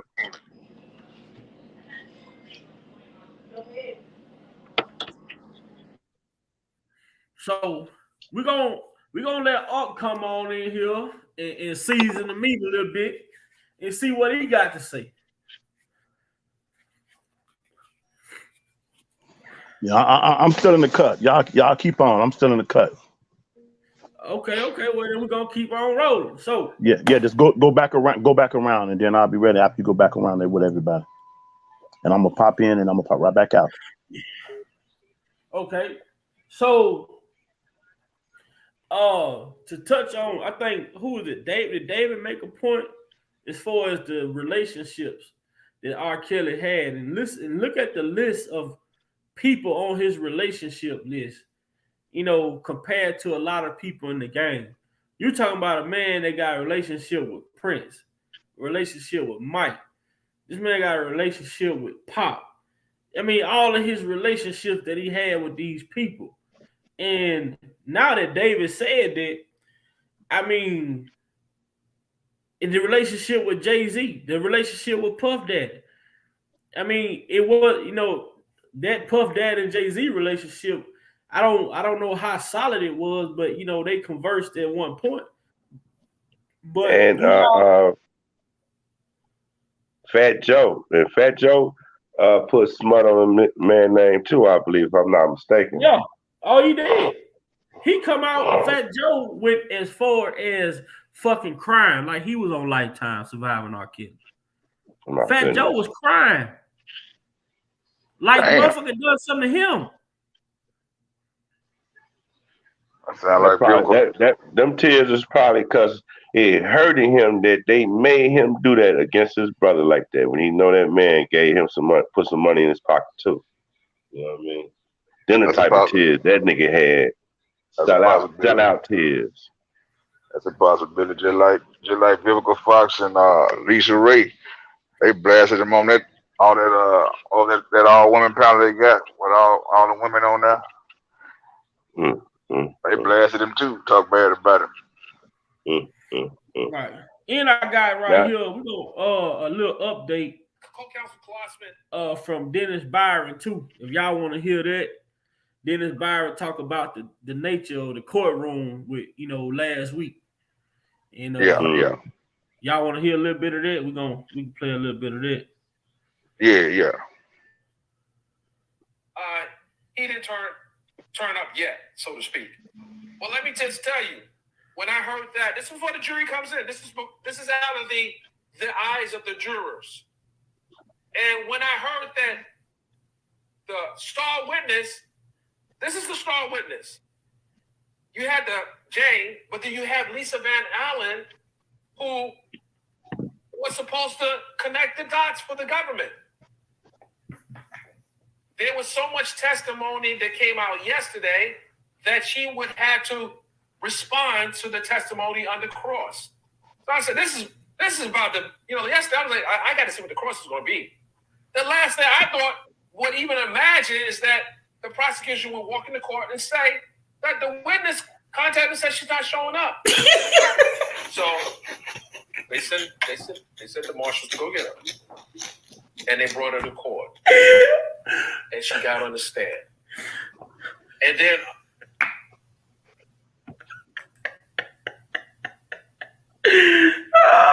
the witness not showing up. Is that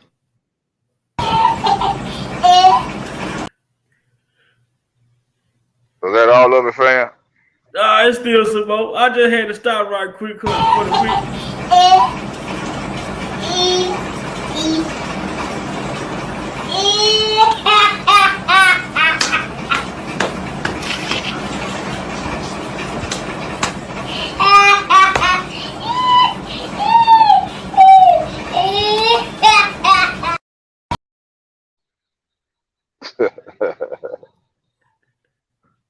Yeah, that's crazy. Gene said we learned this morning that you weren't going to come to court. We learned this morning that she said, now this is being said in front of the jurors. So, they're probably like, what the heck? I mean, she said so much yesterday, and she was on the cross with Attorney Brindley yesterday, that why would she not come to court? And her reasoning was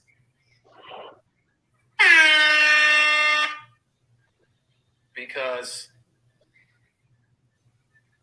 she was just tired, basically. She didn't want to do it any longer. She did not want to do this any longer. She wanted to get back home to Atlanta. Wait a minute. It doesn't work like that. You have an immunity agreement, And you just can't have it your way. I'm saying, this is what I'm saying. You just can't decide in the final hour of your testimony that you don't want to do this anymore. No. No. You can't do that. That's not how it goes. You must come in and sit in the seat for the defense as well.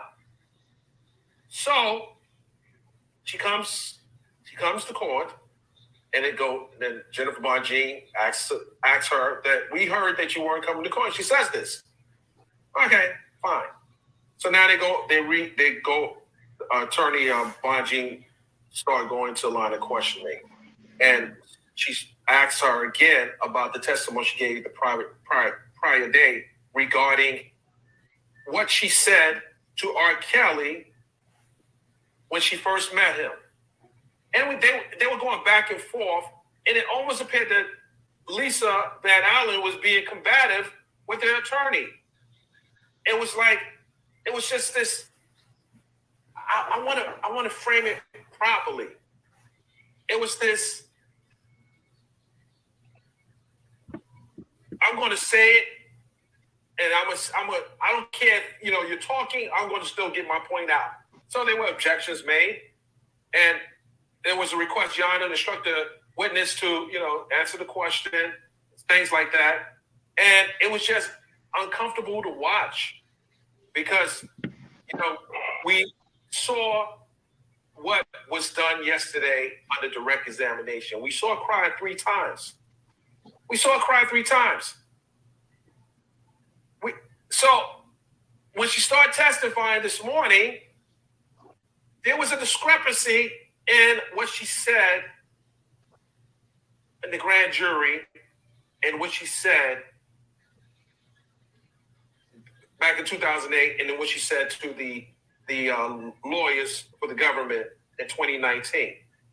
So there were contradictions that had to be addressed.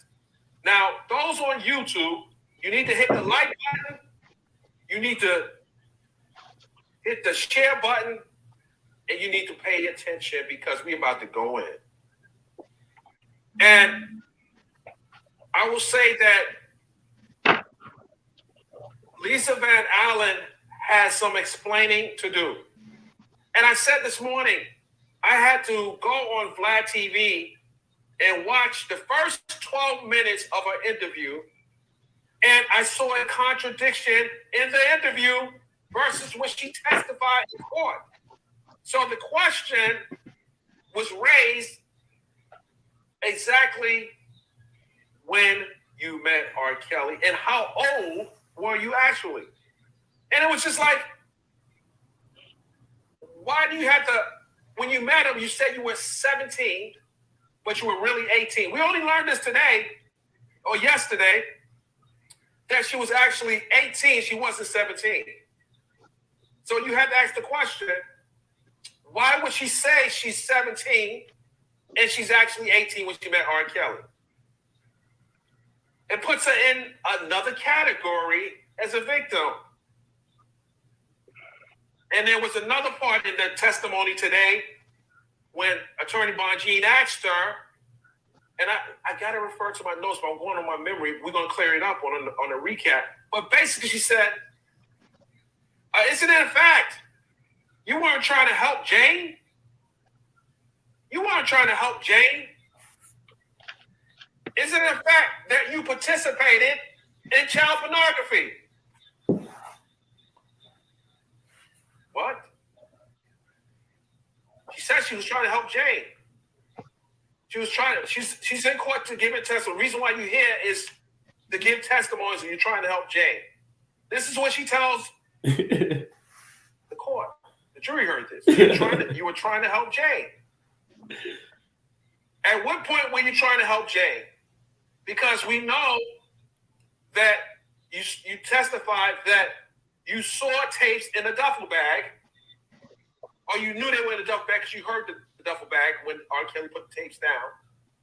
And according to your testimony, you said that when he left, you went through the duffel bag and start putting tapes in the player and start going through scenes in different tapes. And you came across. Hold on now. Hold on. I just want to interject there. How fucking fast do a VHS play for you to just be popping tapes in? Then you gotta fast forward. It ain't like you got chapters like on a DVD.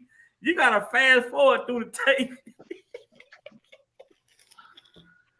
She started going through scenes. That means you gotta fast forward through the tape to get to where you trying to get to. It ain't like a DVD. You can go to chapter 1, 2, 3. You know what I'm saying?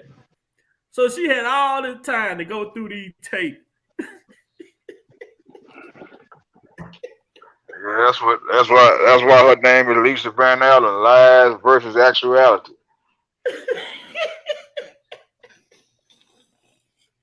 See where you were in there with R.Kelly and this young girl. This is what she's testifying to. And I'm going to show you, it gets tricky now. And we're not going to go through the whole testimony right now, but we're going to go through the points that put a credibility on the line. She had testified that she got the tape, and the reason, once she got the tape, and this is under cross-examination, she testified that once she got the tape, instead of her destroying the tape, she sends it to her boyfriend. She sends it to Keith Morrell, who was the last witness on the stand today. Oh, he was the gift. He's the prosecution witness, but he was the gift for the defense. He was the gift for the defense, because we heard his name throughout the testimony of Charles Freeman. We heard his name throughout the testimony of Lisa Van Allen, but we finally got to see this Keith Morrell today. And this was like the glue to put things together, based on what she said, because she said that he pretty much would. Basically, she testified that he would support the story she was telling. It didn't happen. It did not happen. Keith got up there and say, "Nah, bitch, you on your own." This guy was basically going to. I won't say put a nail in the coffin, because they're not there. And the case is not over. The case is not over, because the defense will be putting their case on next week. However, if you have your last three strong witnesses, you had Jane. I'm gonna tell you the key witness. You had Jane. You had a mother. You had Charles Freeman, the hustler, the extortionist, the scammer, allegedly. But you had Lisa Van Allen, who's telling this incredible story that people obviously was bought into. Now, and guys, I'm giving you parts of the testimony. We're going to go through the whole transcript and verbatim testimony, but I'm giving you the gist of what happened today. And the gist of what happened today was, with everything she testified to yesterday, when Keith Morrell gets on the stand, he tells the jury, this is the prosecution witness. Power off. One, Lisa Van Allen sent the tape to him, not because it was child porn on it. It was because she was having sex with a celebrity, R.Kelly. And she sent it to him. And he also testified, she didn't send it to him and say, don't watch the tape. Listen to what I'm telling you. Because the testimony from what she said yesterday contradicts what was told today by the person who had to corroborate her story. He testifies that, no, she didn't tell me to not look at the tape. As a matter of fact, she knew I was going to look at the tape. And he said, this is the key here. He said, I looked at the tape, and it was just a tape of three consenting. It was a regular tape. It was no child pornography. And this goes back to what I've said 2 days ago. I said, at this point, don't believe there is a such tape that exists with Roshona, whatever her name, Landfair. I don't think that there's a such tape because all of this is predicated around this tape that Lisa Van Allen took. The tape she mailed to him. He says this wasn't a tape of child pornography. This was a tape of people having a threesome. He saw nothing unusual about the tape. This is the government's witness. This is the government's witness. So Lisa Van Allen sent this guy the tape, and he's testifying that it wasn't child pornography. Major problem. Major problem for Lisa Van Allen's story that she told. In addition to that, he said it wasn't him telling her to get money from R.Kelly. It was her idea. Boom. We just gonna stop it right there. She, like I said Friday, I said it's an enterprise, but the enterprise, the real enterprise, is Lisa La Allen at the top with Charles, Keith, Roshona, the Edwards family, Sparkle, Big Jimmy D, Avenatti. That's the real enterprise right there. Yeah. At this point, you have to make it make sense, and then the guy get on the stand and said, Lisa, the one who was controlling and making all the moves. She was pointing these people in the direction because she had got under care, so she knew where to tell these people to go, what to tell these people to do. She was the mastermind behind the whole setup. Mm-hmm. And she played on the public feeling. She played on the public by going around saying she was 17 to make herself as if she was a victim of R.Kelly, knowing that she was 18. But this is my question. I thought when you go on these interviews that you have to have credentials. You have to be verified. So is it safe to say that none of these platforms that she went on checked her credibility first off by saying, well, hold on, Lisa. If you such and such age right now, how was you that age in 98? Right there alone would have saved these people from being sued the way they about to be sued. But these people just wanted the story. They didn't care about the lies. But now they got to pay the price. Because, you know what I'm saying? When you're thirsty, man, sometimes you just have to drink water.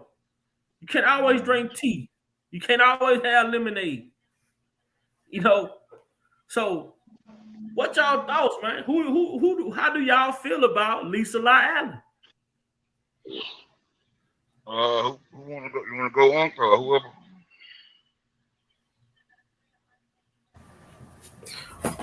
Well, I'm gonna go ahead. I'm gonna say it like this. I said it earlier. She has been saying the same lies on multiple platforms for a long time, and people out there didn't think nothing of it. They just thought the stories about him was true, and this is just and all this is a foregone conclusion since he got convicted. And this Chicago trial was kind of like one of those old an old blues song called "Lay Another Log on the Fire," basically. But in actuality, this turned into a foregone conclusion to a shocking revelation. Mm-hmm. And the revelation, and this is just like I said, we finished 2 weeks in, going into week 3. And you have to really start thinking how much more is going to be revealed. Because they said 4 to 6 weeks. This ain't gonna end in 4 weeks. So we just throw that out the way right now, out the window. It's not going to end in 4 weeks. It will probably go to full 6. I wouldn't be surprised if it goes 8. To be honest with you, because now, if Jennifer Bongine has been questioning Lisa Van Allen in all the lies she just told on multiple platforms, and a couple of platforms I forgot she was on, does Jennifer Bongine now start going through that whole Surviving R. Kelly roster to see who else she can subpoena? Ooh, that's a good one. That's a good one. Because now, like I said, it ain't gonna be it, because Lisa Van Allen wasn't just somebody on it. Lisa Van Allen was one of the biggest names, one of the biggest parts of Surviving R. Kelly. Actually, if you would think about is it safe to say that 25% of Lisa Van Allen's story is based on the whole Surviving R. Kelly story is based on 25% of Lisa Van Allen's story? I agree with that. So based on that, you have to start looking at all the other people on the whole roster that was involved in it. So now it goes from Lisa Van Allen, then Surviving R. Kelly. Now it's on trial. So I would not at all be shocked if Jennifer Bongine starts pulling out subpoenas on certain people involved in Surviving R. Kelly. I told Dana I want Tamara Simmons to be subpoenaed. I want ugly ass Dream Hampton and Tyrannosaurus Burke. In your words, J Rock. Oh yeah, both of them too, definitely. Oh yeah, Dream Hampton got to go. She gotta come. Ain't no ifs, ands, and buts. She gotta come. Tamara Simmons gotta come. Javante Cunningham, Lizette Martinez. We talking multiple. Faith Rogers, if you can get her. Facts. Yeah. Kitty Jones ain't doing nothing. She can come too. I'll get all of them. I was just thinking about that time when Snoop called Gail a dog-faced bitch. Y'all, one that when she did the R. Kelly interview, ain't that why he called her that? Nah, he did the Kobe. No, she said the thing about Kobe Bryant. Oh, that was the Kobe. That was the Kobe. Yeah. I wish it was the R. Kelly that made him do that. That was the Kobe. That was shortly after the Lisa the interview with Lisa Leslie.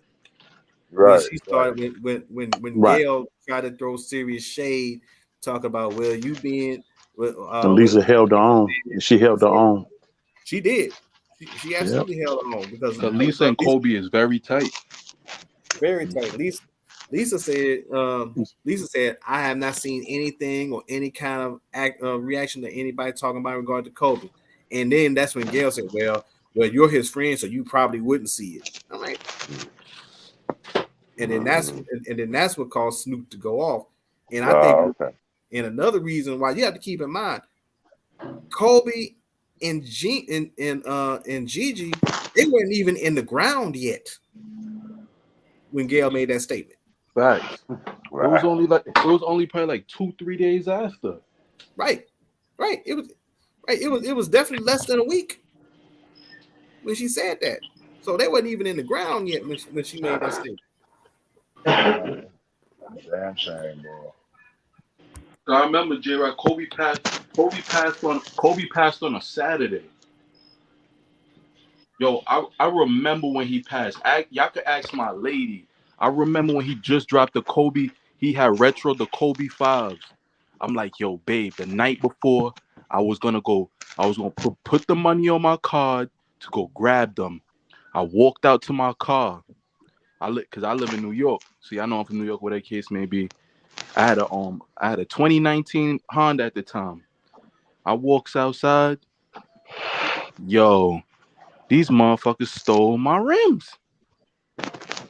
So I couldn't even get to go drive, put the money on the car to buy the sneakers. The next morning, my girl wakes me up. She like, yo, Kobe just passed. I was so pissed because I automatically thought, yo, them sneakers about to skyrocket. I went on the app, checked them. All his sneakers was $1,000 and better. I was like, damn.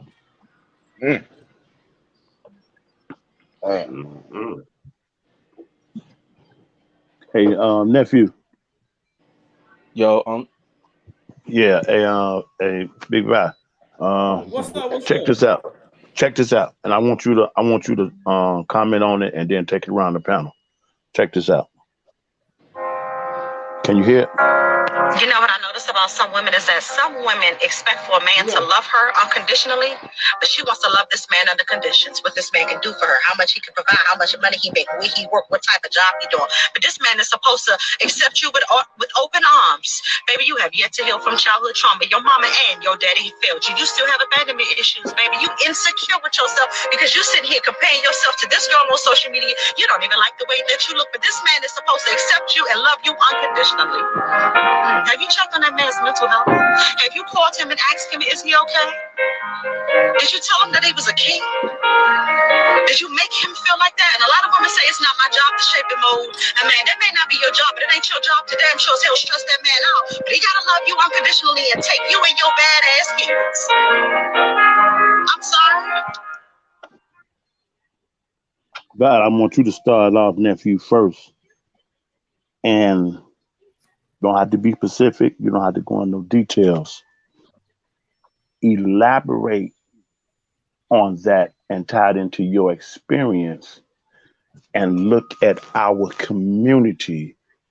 Then, panel, tie this into not only Kale's situation, but this situation has brought awareness to us men that's soldiers and our king that are really trying their best to stand in the doorway of their home, to stand on the perimeter of their community. And we being told, and it's been demonstrated, and we see it in America, that you still a slave. You're not even a whole human. That's just fear, and fear is not real. It's just false evidence of being real. And so they trick you and they intimidate you. That is a spirit behind that human. Yes, the human, Charles, and that's their choice, freedom of choice, but it's a spirit behind that. You're going to lose trying to fight it with flesh and blood. If you don't think I'm saying the truth, and I yield back, why do you think Mr. Kelly and those are like him that have experienced that? Yeah, I did. I signed that. Oh, man, I didn't know what I was signing. That's part of the end. Oh, my God. But that inside of you keep on working with you. And I'm not on none of that. But that's going to cost you. Okay. I'm still not on that. You know, this going to happen to you. You got a comedian said, well, I understand it now. And I respect it now. But I'm still not going to join. And I yield back. And I'm going to put my stuff on mute.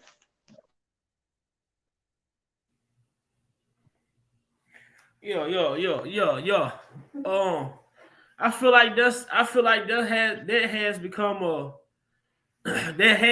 one of the biggest drugs in this country now, in the world. And I call it a drug because and I'm not speaking to women, I'm not speaking to no woman there's no woman that's out here standing up for brothers, standing in the gap for brothers, being a voice for brothers. This has nothing to do with any of you women. But we do have a select group of women who tend to follow the trend of wanting and expecting certain things out of a man that they're not putting out the effort to receive. We see in Kale's case, a lot of the doing was from him. How many how much have we heard of anything that these women have done to help him? We don't hear about none of the shit that they done to help him. But then again, on the flip side of it, if they do try and help him, the narrative is he's forcing them to help him. He's coercing them to help him. He's threatening them, to help him. So they say, well, they're not doing it. None of this is genuine. But at the same time, it's one of the things that we as a community, and like even last week, I asked this question on the panel. What do we have to do to bring that dynamic back into our lives? Our sisters want us to stand up for them. But then when it's us against the people, then our sisters sit back. Not all, but we have some. We have some that just, like you say, once you giving, it's good. But once the giving is gone, and then it's time for you to get out the home. I mean, I say this part of the finger point is when it comes to the women expecting a man to do so much, and when he does those things, he kind of put himself in a position to be let down when it come a time to where he's not able to do those things, because that female is going to go to the next individual who can provide those things. And depending on how the brother take it, it can turn out to be a not so good situation. Just in Kelly's case, it's just this woman wasn't even hadn't been around this man. If you look at R.Kelly case, Lisa Vanella hadn't been around this man. But the story that she put together and cried and went around selling, they just, they passed it down from one woman to the next woman to the next woman to the next woman, because people want to, and this is one thing that makes me, that has me feeling some type of way. People say, oh, when the money ran out, they left. When the money ran out, they tried to blame R. Kelly. Them people was coming out to R. Kelly whether he had money or not. This shit was gonna happen. He could have money. This was gonna happen. Yeah. This was by design. Yeah. So I'm gonna yield back and pass it on. We can go up to Lex and then David, then go on down like that. But I don't like when people say when the money ran out, then they didn't know. If he would have had money, when them people came, them females was gonna do what they did. Hey, brother Lex, I want you to speak on what nephew, spin off what nephew talking about after I play that video. It ties into Kel's situation and all of that, but speak on, I want you to elaborate because of your knowledge. Elaborate on the deficit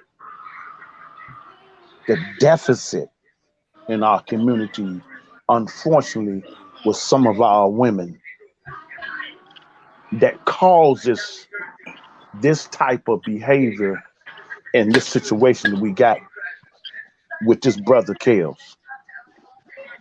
Okay.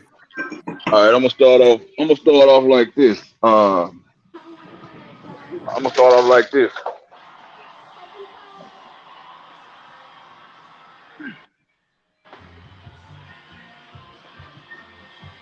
off like this by saying that anytime you stand by a river long enough, you'll see the trash going by. And that's facts. That's facts right there. As long as you're standing by that river, you're going to see the clean water, but eventually you're going to see the trash going downstream. All right. My next point is anytime that you are involved with a woman and y'all date, things going to come out in the wash, whether they be bad or be good. But anytime there's money involved, I'm not going to say all women, I say some women. Some women gonna stick by you through thick and thin, whether you have the money or not. Those particular set of women that he was involved with, they didn't have his best interest, and he had a heart to help any one of those women out at the time that he was with them. And then when the money ran out or they didn't get their way, they tended to go astray, start doing other things. And then when the the narrative came out that he was this, he was that. They decided to ride that wave because of the things that he was doing for them. That limelight that they were living while they were with him, they didn't want to even live it no more. So that entails tell how they really felt. They didn't have a heart to just keep going. If you really down with somebody, be down without the money, be down without the fame, be down without all the trinkets that you can get in return of being with that person. Just be down with that person because it's a 50-50 thing. It's not no this person here gonna do everything and that's it. And if they don't do it, then you're gonna flock somewhere else because it's gonna be the same thing whether you go with this person or go to the next person. It's gonna be the same thing. So my thing is they didn't really have a heart. They wasn't real. He was real. And I'm gonna yield back and let somebody else jump on in. Hey, nephew, let me say this. I'm helping you out, nephew. AD and hey, Dean Bella.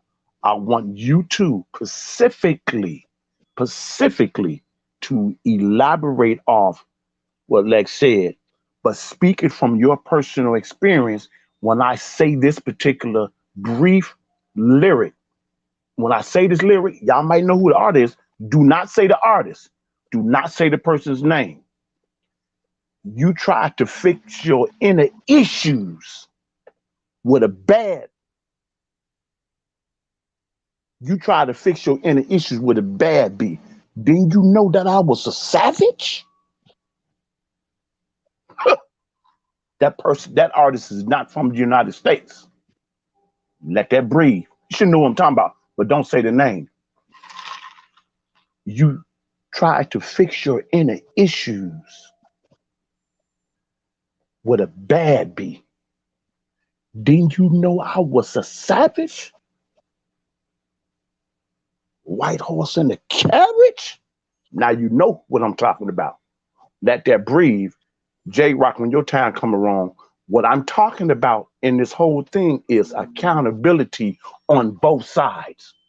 Let that marinate, J-Rock, because you finna bless us after Dean and Dave say what they got to say, and I yield back.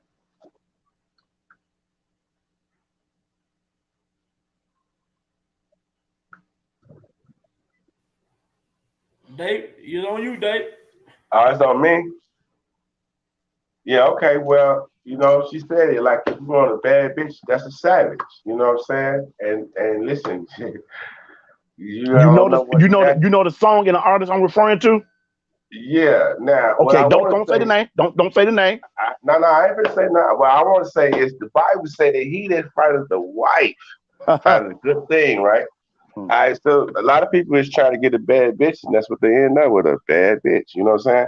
But if you find a wife, that's a good thing. Now, I want to say also that every woman is not a wife. You have to be actually grown to be a wife. You have to be taught to be a wife. You know what I'm saying? So that's another thing that's lacking on the other side is that women are not taught to be wives. They're taught to be, basically bad bitches. You know what I'm saying? Independent and all that kind of stuff. And they kind of realizing, I guess, I don't know, the folly of their ways, especially with the newcomers coming along who claiming, that spot as women. You know what I mean? So we're gonna see how that works out. But he that finds the wife finds a good thing. So we looking for wife. We looking for wife material. You know what I'm saying? And then that's going to eliminate a lot of a lot of nonsense in itself. And I also want to say that it's really a small percentage that promote the degradation to our communities. It's really not. But for the whole part, our communities is the ones that I frequent are pretty much family and it's solid, whether the people are together or not. So it's really a small percentage, you know what I mean? So, but yeah, that's my take right there. R.Kelly probably should have been looking for a wife with wife qualities and not a dancer. You know that Malcolm X says that, and I really don't want to say this in the wrong way. I'm paraphrasing, but in the book, he was talking about how a dancer is, like open to a lot of things. You know what I mean? So I just want to say it like that. Maybe somebody need to go read the book or pull up the book and refer to the verse. I mean, actually what's the name? But yeah, that's it. That's all I gotta say. Dean Bella, speak on what I suggested on the balance. I'm talking about the balance, accountability. J-Rock can really expound on that, but just touch in that phrase that I said. You tried to fix your inner issues. That's not focused on the woman. She's speaking. It's a woman singing this song. It's a well-known artist. I forgot how old that album is. Some number of years. But she's not even born. She's not even from the United States. You try to fix your inner issues. The inner issue is a key word. J-Rock, bless God, you taking notes. Your inner issues. You try to fix your inner issues with a bad. Not that a person is walking out looking for like that. Understand what I'm saying? Hear what I'm saying? Take note, J-Rock. You the individual, the man. You try to fix your inner issues with this bad. She ain't saying I'm trying to hook you up. I ain't trying to set you up. That's not what she's saying in the song. Hear what she's saying. You trying to fix. So what I'm saying is, when you're not on personal development and trying to be the best version of yourself, if some things didn't get checked, it's a tragedy. It's unfortunate. However, there are some things in life that will occur. And that not necessarily mean that it's your fault, but life being what it is, you're going to get hit. So as you grow, as you mature, you see some pitfalls, you make some adjustments. However, we know as men, and I yield back, there are decisions that we make in life. Shucks, I shouldn't. It ain't something bad or evil, nothing like that. But there's sometimes some consequences for that. That's immediate, you can take care of. And then sometimes, it may take some time. It may take some. And now, if you got a gifting and you switch paths in the midst of where you have been, whatever, going in life, whatever that is, and now you're on the path of, I want to be the best version of stuff. I want to speak goodness. Yes, I have some challenges. I have some things that I'm working through. Whatever that is. There ain't got to be nothing evil or bad or nothing like that. But just know you're going to come across, and I'm going to pause right there, and I'm going to say that line again, and we're going to tie it into, Mr. Kelly's situation and Bill Cosby, all of that, us as men and our community and all that as a whole, how the nation views our community, how the plantation, all of that has a major fact in all of this. Y'all just said all of it. Y'all just said it. So forget the song. I ain't talking about no song. You are, as a human, trying to fix your inner issues with, and I yield back. You saying, so you talking about like me per se, like me, like not nobody else. Speak from your perspective, but in general, tie you into how you seeing.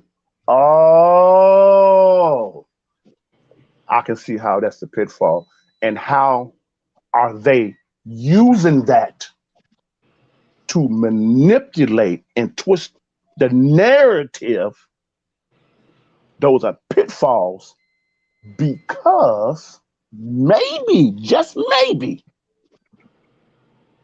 it's a deficit within me. Not saying you wrong, evil, or bad. It's a deficit there. There's a brokenness there. There's some lack there. Information's changed the situation. Repetition deepens the impression. if I'm lacking, I'm still moving. I might wind up because of my inner issues hooked up with a system or someone trying to fix my inner issues. My fault, maybe my choice or not. And I probably run into a savage. It can be an individual, it can be a system.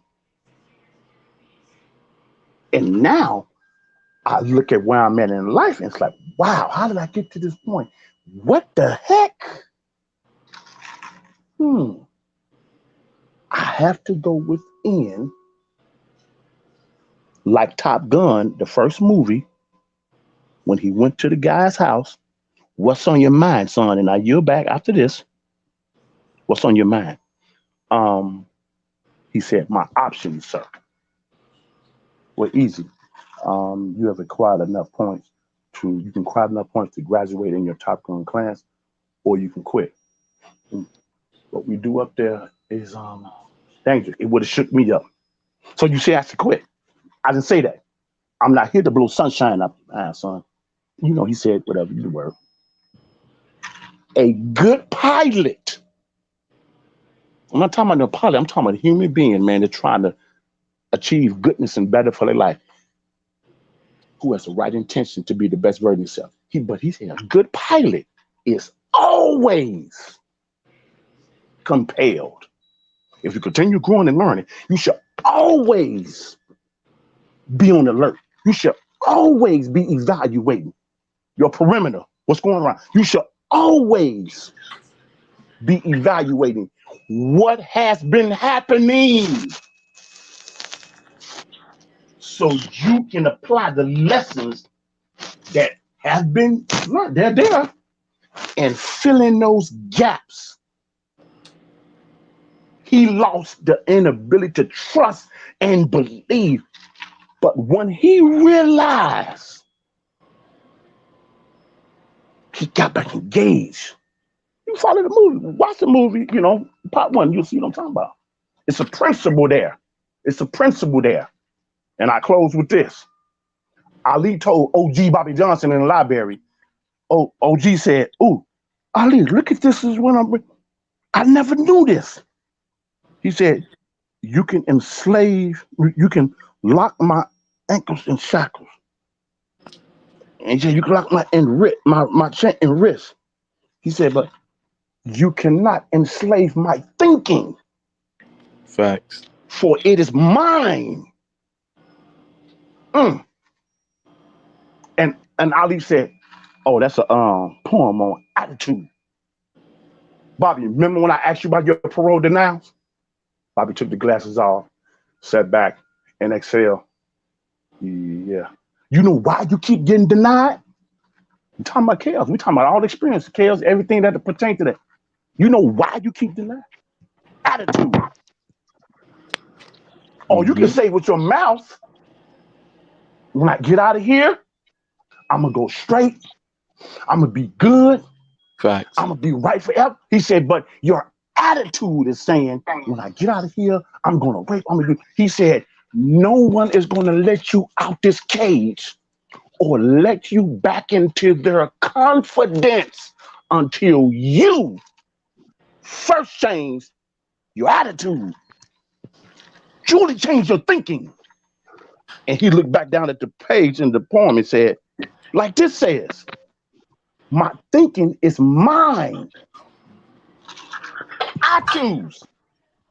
J-Rock, when your turn comes, I'm talking about accountability on both sides. Let's keep a balance here.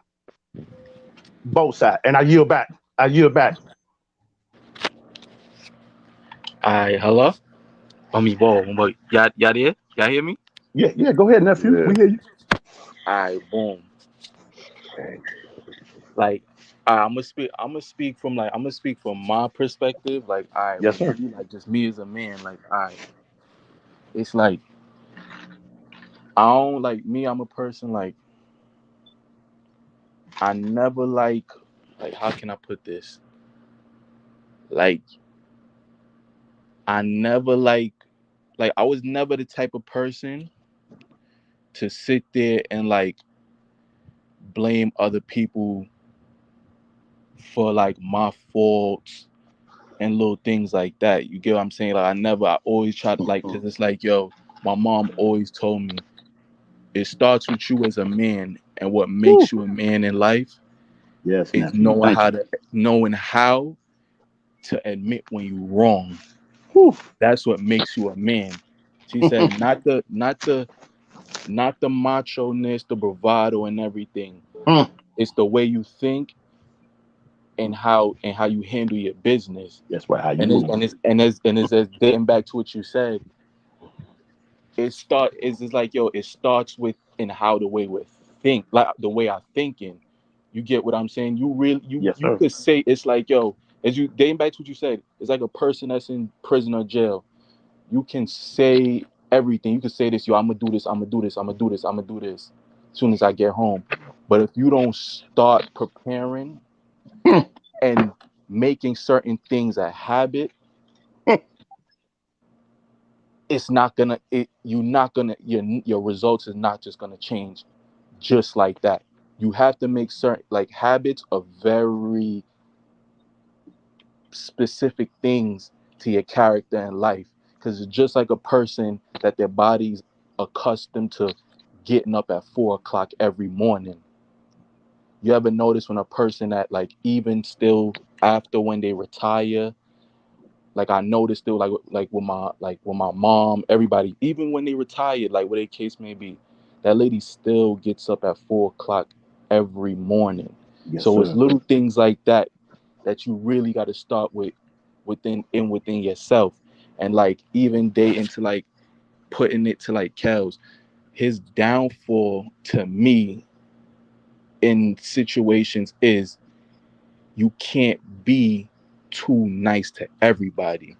As much as we want to help everybody and we want to be nice, and like you want that stigma on you that, yeah, I'm a very loving and helpful and I'm a good person, but that can also be a downfall too, and which we're clearly seeing with him. Like I honestly feel like that's one of his downfalls. And that's like me too. I got this thing about me.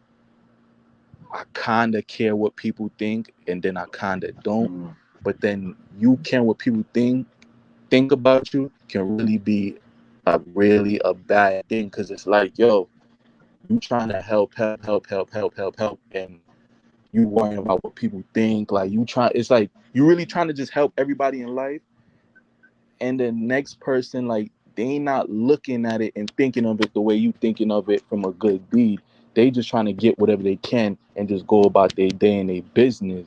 And you looking at it like, yo, God put me on this earth to help. And which in a way we are, like, we was brought here to help one another. But sometimes nothing, it could really just come back and bite you in the ass. And it's like, that's not a good, like, you get what I'm saying? Sometimes we all, like, you gotta like be able to focus on yourself first. That's another thing. You can't expect to make somebody else's situation right if your backyard ain't cleaned up and your situation ain't right. You get what I'm saying? Like, that's one of the main things. Like, it's like, and I caught myself doing that. I would sit there, jump out the window, and I'm trying to help this person. Woo. It's like you trying to help a person pay their car note, and you don't even got a car yourself. So it's like, yo, you gotta sit there, and you've been sitting there saying for so long, yo, I'm saving up to get a car. I'm saving up to get a car. I'm saving up to get a car. But it's like, you don't got a car yourself, but you sitting here helping this person trying to pay their car note and insurance. And it's like, your home not even taken care of first. And another thing, as I said, like, to me, and like my eyes, what makes men is just one simple thing: handling your business and standing on your business. That's just my opinion. Not all the gangster extra rah stuff. Right. Anybody could do that. But it's like, yo, I got 2 daughters, and I always look at it as like, my mom always tell me, You gotta know how to love yourself first before you could be able to love them. And it's like another thing also somebody had told me, like, I'm gonna tie it into this.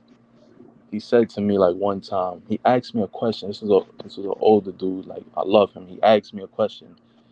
He said, "Yo, Dean, would you rather ever?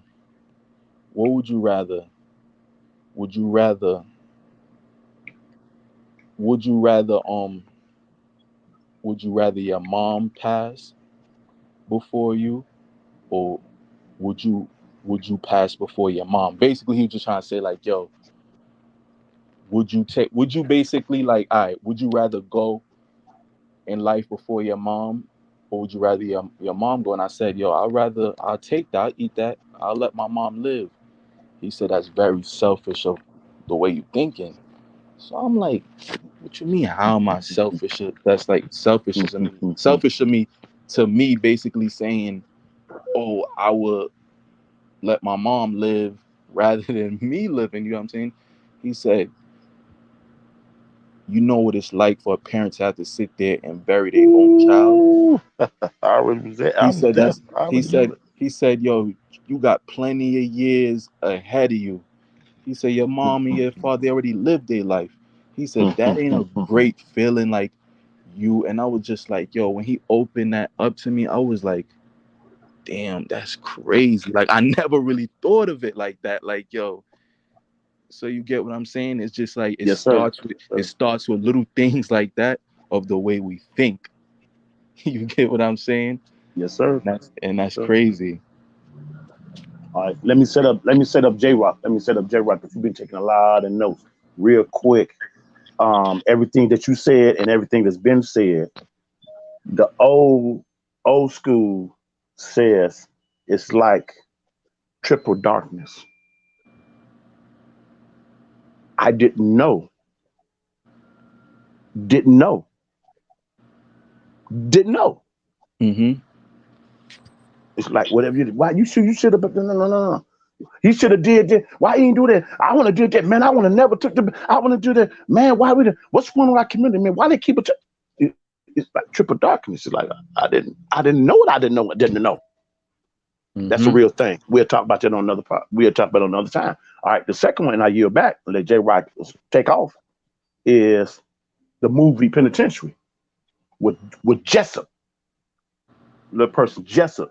He was an actual wrestler in real life. That actor, he would actually was a wrestler. I'm sorry, y'all. I can't remember his name. Was right there. I lost it. Can't remember his real name, but he was right there. So, but he was in a dungeon. He supposed to be the crazy dog and all of that. They had him down there, changed all of that. So, Too Sweet was wrestling training, and they wind up going through all of that at the beginning and became good comrades. And he was trained in Too Sweet.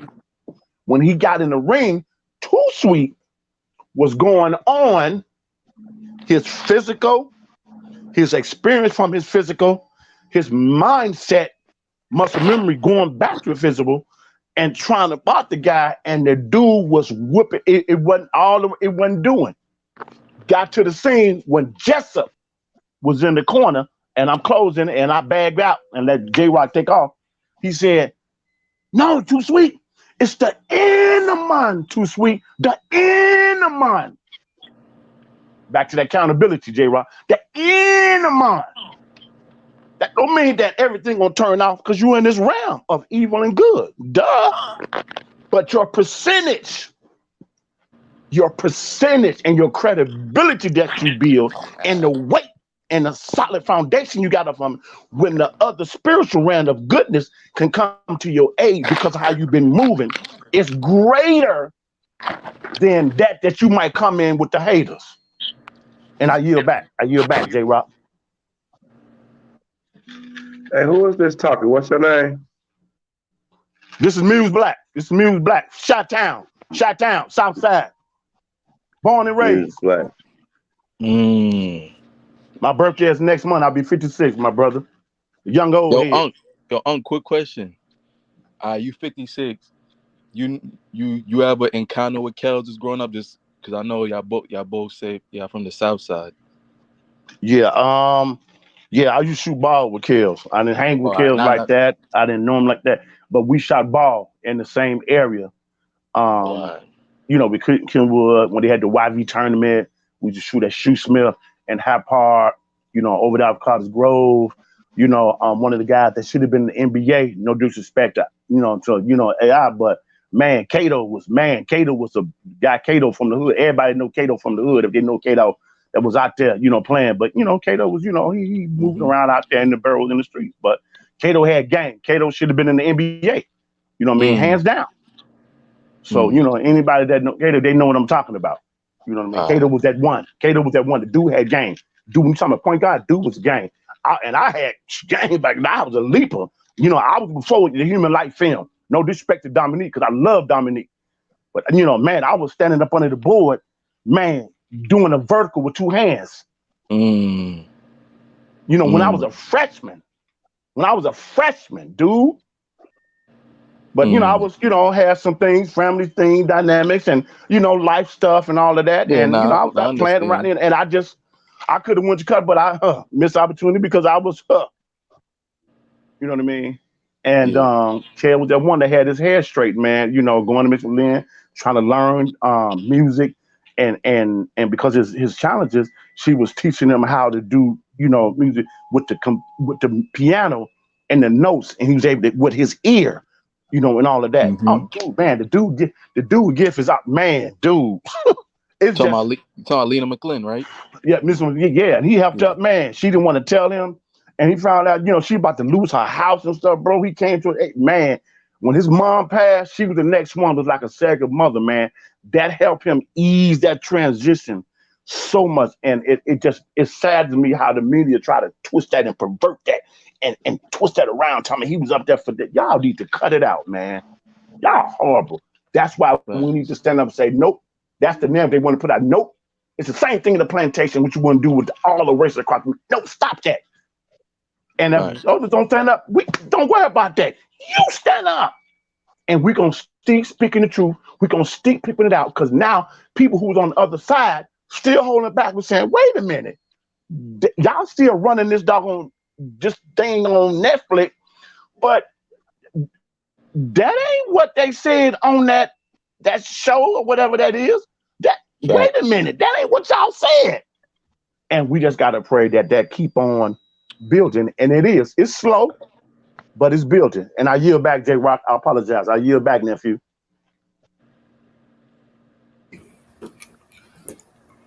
Yes, it's Take funny. your time, J Rock. Take your time.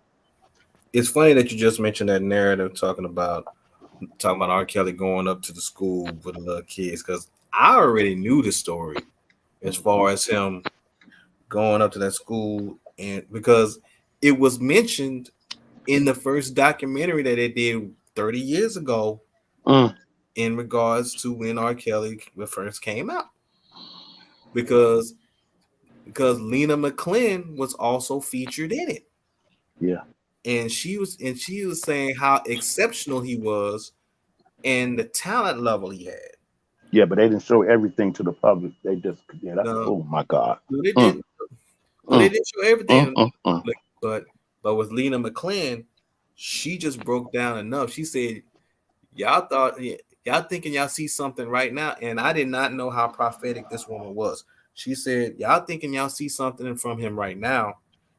You're just only seeing the tip of the iceberg. You haven't seen nothing yet. And that came, and I'll never forget that. I said, damn, really? And lo and behold, a few years later, everything just started adding up. Everything started adding up. I said, damn. Well, Miss McClin was not joking. She was not playing. And the fact that he would go up there to see her, but then try to twist it into like, well, he's prowling the schoolyards looking for little girls when he was going to see his music. But I was like, when I first heard that, I said, man, y'all need to stop with this. Yeah. Y'all need to stop with that BS off top, because we already knew the truth. It's really dead in your face, right, if you really think about it. But from the way they putting it out, I said, man, look, the media is cold hearted and can be very extremely trifling. Yeah. And they have. I mean, interject just real, J Rock, and I'm gonna fall back. I was with my godfather, one of my spiritual mentors. He passed, some years ago. But we was in Hyde Park at the original House of Pancakes, which is across the street from the high school. So we just in there, and remember God, he's from Birmingham, Alabama. You know me. So we was in there, and all of a sudden, I'm like, whoa. This was just around the time, but the first half and all of that. And I said, man, I saw the witch. I said, hey, can you she said, oh, he come here all the time. You know what I mean? He said, no, you go over there and do it. He cool. He approachable like that. But out of respect, I didn't want to come off like, I said, man, we didn't really hang. I didn't really see him like that. We was played, he fought me pop. I said, man, I ain't even shot. He ain't gonna even, man, I ain't hung with him like that. Got the courage, got up, and went over there and asked for the autograph. And I said, that song, Sadie, is that pretty much a tribute to your mom? I said, yeah. And I asked him about, do you remember? I ain't say none of that. Kel said out of his mouth, you still got them hops, man? Just like that. I didn't shut him out so he could win my neck. None of that. I didn't try to impose on his, I just yelled back and let him, his group, eat and had I peeled back. It wasn't that long. I pulled back and respect that. And I said, wow. And I had really not even thought about that until recently on another class, this assistant of his was sharing on Lady D's channel. It's like last night, night before. And she had her come on and she was giving some breakdown from a human side, just his character, him just as a person. Facts. I seen that too. Like Mr. 444 channel did last year before the trial last year on Black CEO channel, if you can remember his name, Mr. 444, and he was talking about how they got to kill the Rico, that particular gentleman. And it made me remember, I said, oh, wow. I said, man, they on some garbage, bro. I said, dude ain't even like that.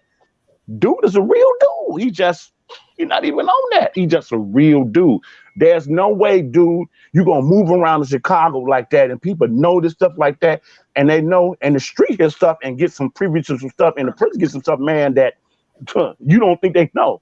And there's no way he's going to go around there without getting his head split. Facts. Dude got unlimited VIP, bro. Now, people still, you got some people, don't get me wrong, like they do in other cities and all of them, and they feelings in that, but it's not factual, man. They broken. They didn't go get some help, so that they know and get the help. It's never, and that's what that is. And that's a small percentage yet. Unfortunately, we got social media now. And people be putting stuff, so you got to know how not to listen to that mess. Kel said it himself, people can start something, get a woman, they can get some traction, all that. Why? Yo, because they just, and I yield back. Go ahead, nephew. I just want to interject to what you said. I don't know if y'all ever seen this interview of Kel saying he said the realest thing.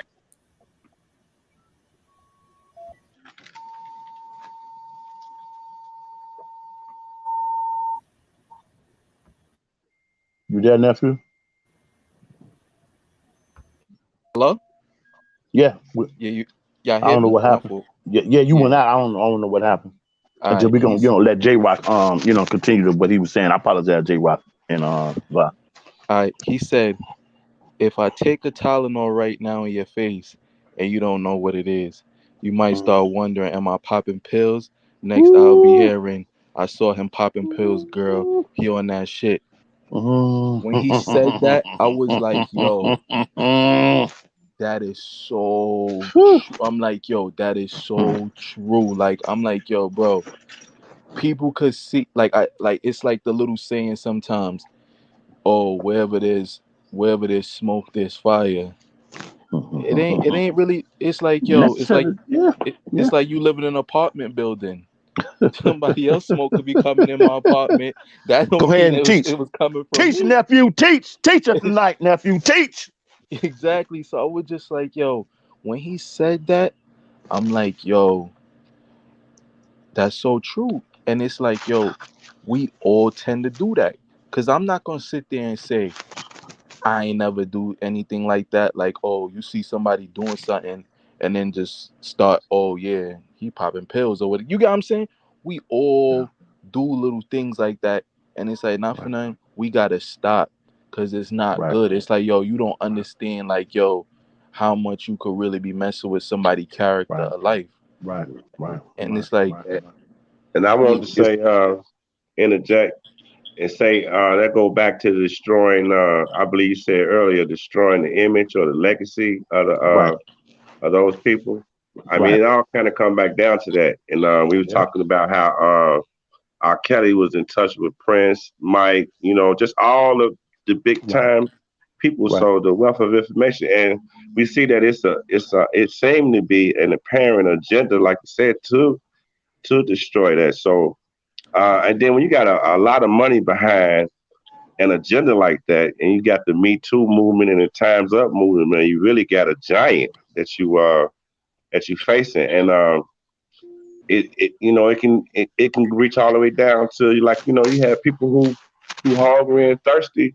They'll lie for some money. You know what I'm saying? Straight up, flat out, lie for some money. And it ain't even got to be no big conspiracy or nothing. Just regular people will lie for some money. So if you got somebody throwing some money around, and they don't look at it as destroying the legacy. They might actually buy the narrative or whatever. You know what I'm saying? So, and it all comes back down to that right there. And it also ties into being accountable. That's why, a lot of times, we have, when you think about R. Kelly, you think about him at 26 or 27 years old, young black man, young black rich man, without no instruction around him, just letting him go willy-nilly. Just imagine any one of us in that position, man. We don't make the best decisions, as it is. So put yourself in that decision. Put any one of us in a position like that. And, man, you'll find that we'll probably will have did some things that's not cool. But most of us in that position will learn from that. But the people who want to take us down will try to take something. That's why they got to go all the way back, because most of us learn from our mistakes, but they want to hold us accountable to what we did so many years ago. You know what I mean? Yes, sir. And that's what's not right about it. And you can't defend against it. And it's all still comes back to attacking the good work that each one of these men has done, the impact that they have made on the whole world. And I think that R. Kelly is the one that will break, whether, he going to be a change to the system, however it go. Because I don't think that his people is going to allow him to be done that way without just a fight. You know what I mean? Whether we just stand up and just don't stop making noise about it, or whether they let him go, we still win this victory right here. And it begins to set a precedent in the young men and women that belong to our nation. You know what I'm saying? So it works. I believe it will work itself out. I believe it's all to the good. I'm like a bootleg preacher, man. Every now and then I'm going to throw the scripture in there because I feel like it's speaking to us in this time right now. So, man, we know what their agenda is. And I just wanted to say, I had wrote down, you can ask Black CEO, we are the new black media. We are the one that's beginning to be the voice that need to be heard out here, talking about topics that need to be talked about in sincerity. It's our opinions, and we're free to share them on this channel, thanks to Big Vi and everybody else. So, I just, I'm a land right there, Yeah. Go ahead, J-Rock. Well, it's getting about close for me to go ahead and lay it down. So I appreciate everybody being on the panel and everything. But before I go, I want to drop a little nugget on y'all. I got some old hip hop soul magazines with R. Kelly on the cover. I got one on the cover, and I sent this to Big Vi in an email, and the one is called R. Kelly Speaks. Your favorite rapper's favorite singer speaks, and how music is my shield. Now, here's a question. Now, Did you send it recently, or is it one you sent before? It was the one I sent you before. Okay, hold on. It was two. It was two. It was two covers. It's the one. It's the one in white with the lady grabbing on his chain. That one. You know. Yeah, that one. And in that hip hop soul was a specific question. The interview said, so with a cartoon like the Boondocks, which dedicated an entire episode to you and your situation, do you look at it and laugh it off or just completely ignore it? And he said, well, I never look at anything like that and laugh because the shit ain't funny. But my love is so incredible, and I'm so understanding that I understand that people have a job to do. That's first. Yep. I had to understand that people are going to come with their gift and do their job. But sometimes that's going to come with a certain amount of ignorance. Yep. And this is where and this is where Big Vi talked about Willie D, and I think this is where I think Willie D's comments, this is where R. Kelly is talking about. He said, and in order for me to be above that ignorance, I have to fly high. See, I'm like the Concorde, and people like that are my turbulence. Concords fly high over turbulence. So when you see me flying high above the bullshit. And that's what I'm going to continue to do until God decides to put me where he wants me and however he wants me. Yep. Because it's all his will. It's not the media's will. It's not your will. It's not my will. I'm going to relax. And as long as my heart stays open to that, I'll be okay. And as long as I'm okay, everybody around me will be okay.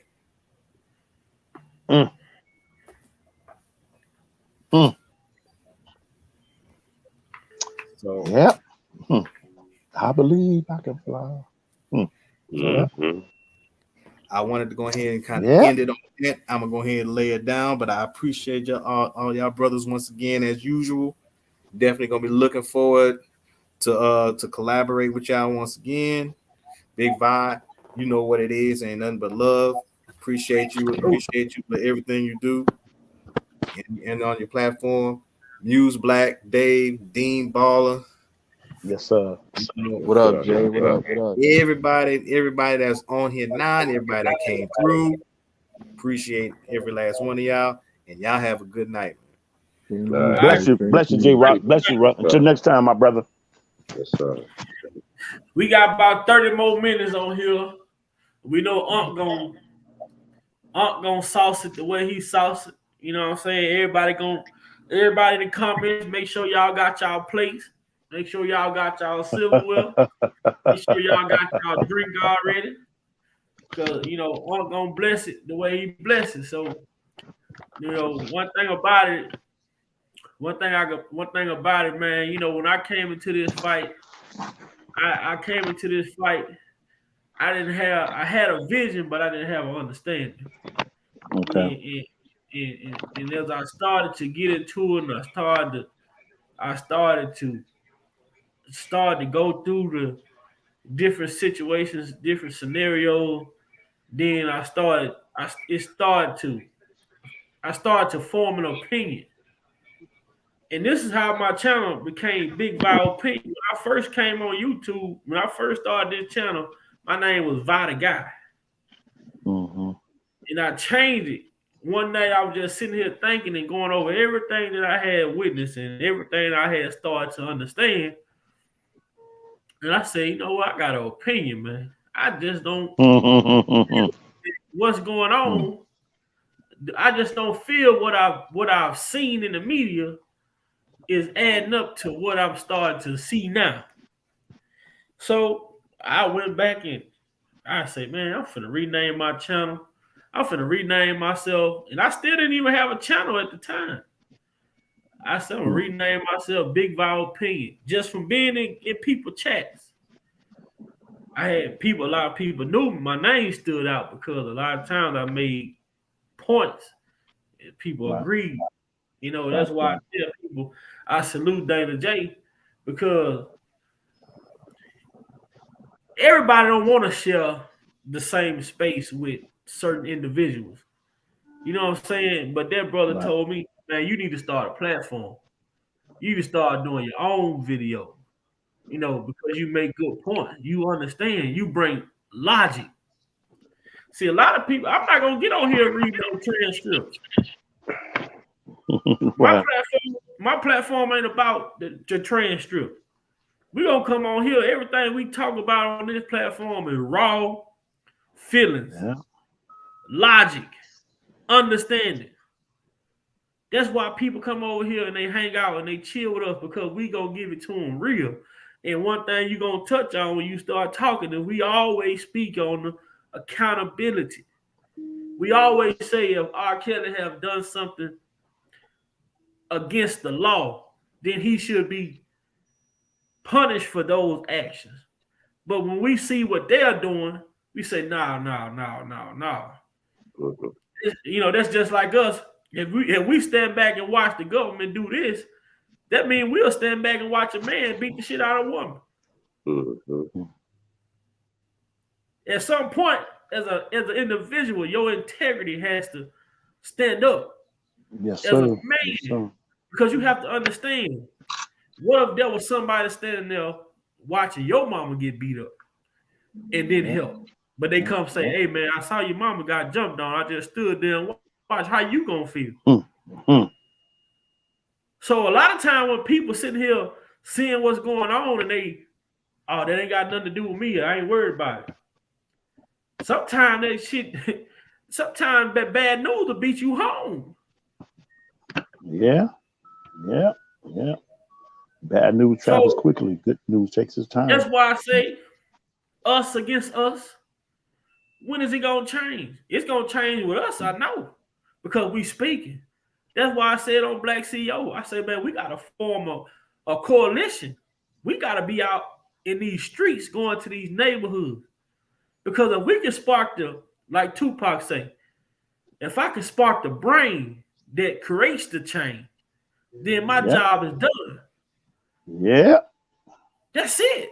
Each and every one of us got the ability to plant a seed in somebody to help them understand. Maybe 2 or 3 may not, in a group of 5, we already know it's going to be one that's going to understand and get that message and going to take off.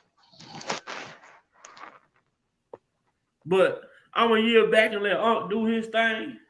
Man, I just want to say salute to all the brothers that came on this platform, all the brothers that come with knowledge. And guess what? We ain't on here arguing with each other, going back and forth, call each other bitch ass nigga. We ain't on here smoking loud, talking about popping pills. And, we on here speaking speaking for a reason, for a cause.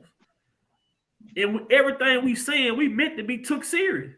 Because I'm going to stand on everything I say on this platform. Catch me in the street and try that shit if you want to. And we speaking with sense. Big Vi. I am Big Vi. When I'm on this platform and when I'm off this platform. I can't change who I am. I don't have different personas. Right. This me. So I yield back. You got it, man. Real simple. You can probably go to I think this YouTube channel. The title of the channel is Income Mindset. Income Mindset. This piece is coming from, and it says, a man asked an artist, how do you make such beautiful things from stone? He asked him, how do you make such beautiful things with stone? He replied, beauty is already hidden there. I just remove extra stones. Your happiness is hidden within yourself. Just remove your worries. Again, a man asked an artist, how do you make such beautiful things from stones? He replied, beauty is already hidden there. I just remove extra stones. Your happiness is hidden within yourself.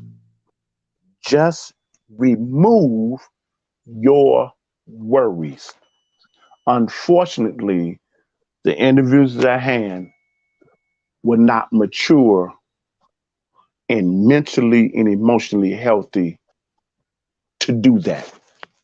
So they had to take the line in life like the movie Players Club. They had to go from within themselves because there was no complete, continued commitment with the Heavenly Father above, or God, or whatever y'all want to call him. And so because of that, not having a pure goodness of connection, that was a disconnect in the brokenness in their life on their journey.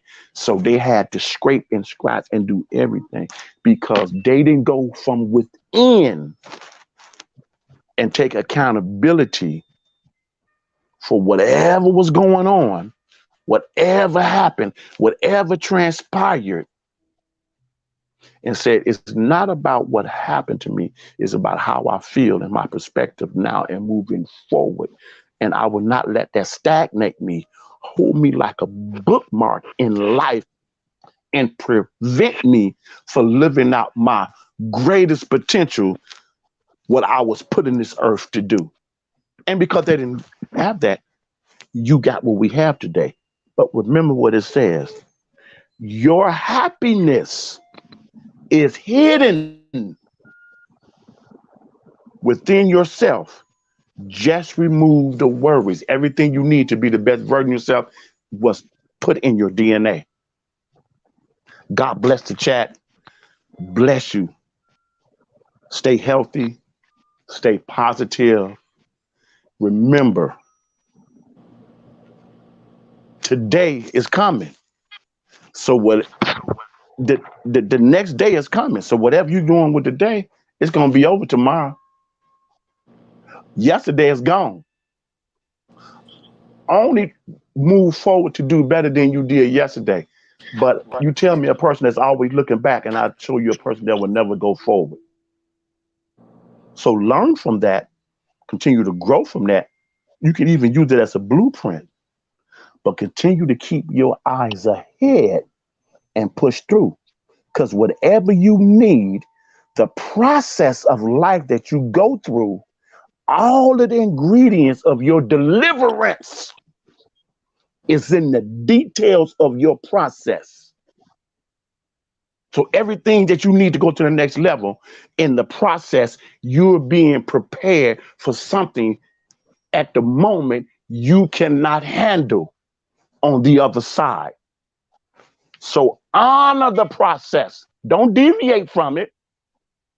Don't try to take a shortcut, because there's no shortcuts in life. Embrace the process. Whatever the subject, whatever the agenda is, embrace it. Because in the details of that process is your prosperity and your healing, your deliverance, your goodness. And I yield back, nephew. Bless you, nephew. Take us out, nephew. Okay. Okay. Y'all already see. Y'all already see, man. Oh, man. I appreciate everybody, for coming on today, coming on tonight. You know, You know, this thing that we're doing, this mission that we on, this mission has to continue, even past this situation that we're dealing with right now. You know, we don't want to get when this situation over with, you know, celebrate, say, oh man, you know, we done, Kale's home. No, we got to continue to push this narrative. We got to continue to move forward. We got to continue to create more men like us out here that's speaking up. You know, we got to continue trying to understand what is it going to take for us to bring the togetherness back in our community, not just in relationship wise, just as sister and brother. You know, we got to stop. We got to figure out how to become back. You know, like I was referencing Friday, like our ancestors was they was built off love, but they love, but they was taught to hate. They was taught to dislike. It wasn't in them to hate. You know, they loved, they looked out, they had to stick together. But you had those ones who took on the master perception because he was getting a little shade when everybody else was in the sunshine. So we have to figure out what is it going to take to get that love back, because we have to gain the trust of our sisters, and our sisters have to gain the trust of us as men. Because at this point, where we at now in life, there's a big disconnect between the two. And I'm not saying it's everybody, but it's a majority. What do we value most? We got to really, in our community, and as an ethnicity, we got to understand what do we value the most. Because we've been saying it. We don't even know what we mean to this economy. We don't understand what we mean to this world. Until we figure that part out, and I feel like that's going to be the thing that's going to change the way that we see life as a race of people. We control way more of this country, of the world, than we get credit for. Because every time we start to get closer to the understanding, then they able to persuade some of our people by giving them a position. You know what I'm saying? By giving them a little money. And see, that's why I tell people, anybody can have a job. But when they get a position, oh, you finna see if they're an asshole or not. This thing that what we're going through right now, if we was to sit back, if everybody was to sit back and accept what the media was putting out against this brother, this shit would have been over with. But trust me, they seeing all these little platforms. They hearing that people out here still support this man. They know his people. They seeing the numbers in the music and everything. They know he still got support. So with that being said, they scrambling and trying to figure out how can we clean our hands and place all the blame on these women. You see what I'm saying? See, our people don't understand. You are only a tool. One day you might be a hoe. One day you might be a shovel. One day you might be a wrench. One day you might be a hammer. Yeah. But at the end of the day, if you don't fix whatever the problem is that they're using you for, they're going to throw your ass down and pick up another one. Yeah.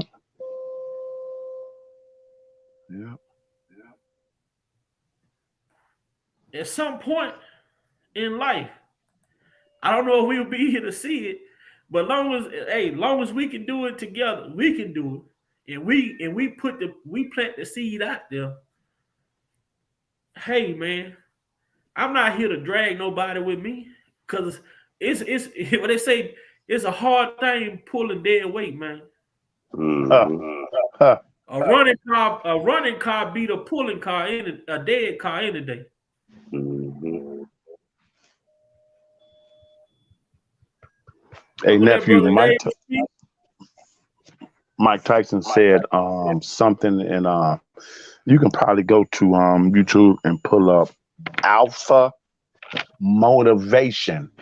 It's going to show you a lot of clips, short clips of different influential people in the business of whatever their talent is, movies, whatever. And I went to, mostly all of them, but Mike Tyson's the one I really wanted to hear. And one of the things he said that resonate in my spirit, I think it was William Shatner from Star Trek at the table. It was like a round table. And Mike Tyson said, I can't remember everything he said leading up to that and after that and all around that, but he said,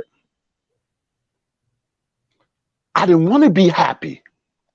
I just wanted to be right.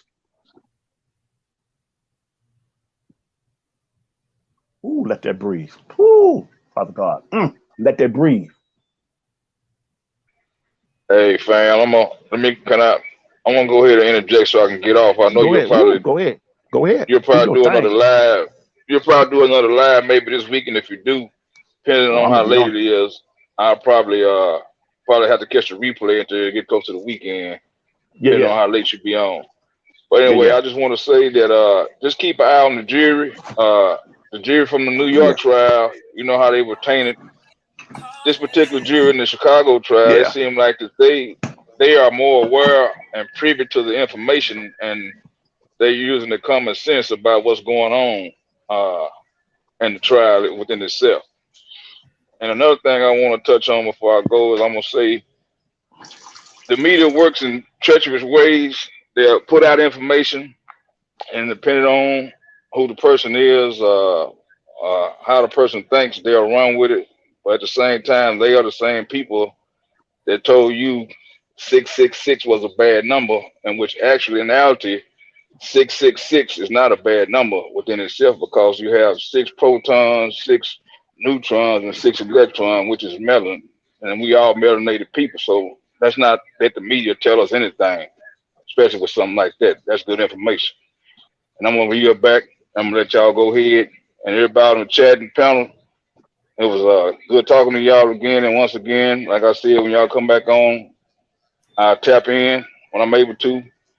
And everybody have a good night. Bless you, my brother. Be safe, my brother. Get some rest, man. All right. Good night. All right.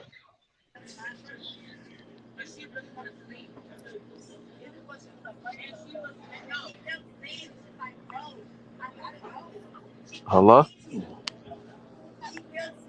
Yeah. Who that? Who Dean or Dave? Yeah, this Dean. Nah, I'm just gonna do your thing, nephew. I'm just gonna go in and head out and let y'all know I'm very appreciative, y'all. Great live. It's always a pleasure speaking with y'all brothers on, you feel me, on just real life situations and help spreading the truth about Kels. You know what I'm saying? But I'm about to pack it up. I love y'all and big bye. Love you, nephew. I'm gonna tap in. You feel me? Next time we just have another pleasant convo. Be safe, y'all. You too, nephew.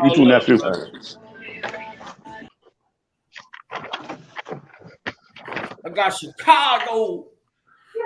Chicago. Right outside of Chicago. Some of the best cookies you ever had. Yes. Man, this was a good joint, man. I appreciated everything that everybody said. Definitely something to think on. Man, I just want to say peace, man. Until the next time. Yes, sir. Salute, man. Salute, brother David. Yes, Hey, sir. David, Yes, man. sir. Next time, man, I want to be able for you that letter you was writing, man, addressed in Chicago, man. Oh, you saw that, huh? You might have been a while back on your channel, man. I say, man, I ain't know if you ever finished it, but I don't even know, man. If you can pull it up before you get up out of here, man, I'd love to hear that, bro. Woohoo! Yes, sir. How do that, big guy? You know, man. So you know, I don't know how to do it. Let's see. How I do it, big guy. Oh, definitely, man. And see, that's where it started, man. And that's where it started, man. You have to start addressing the people who are put in these places that allowing this type of behavior to be carried out. You know.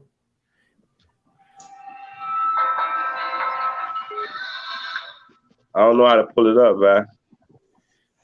Hold on. Let me see. I got it. Hold on. Let me see.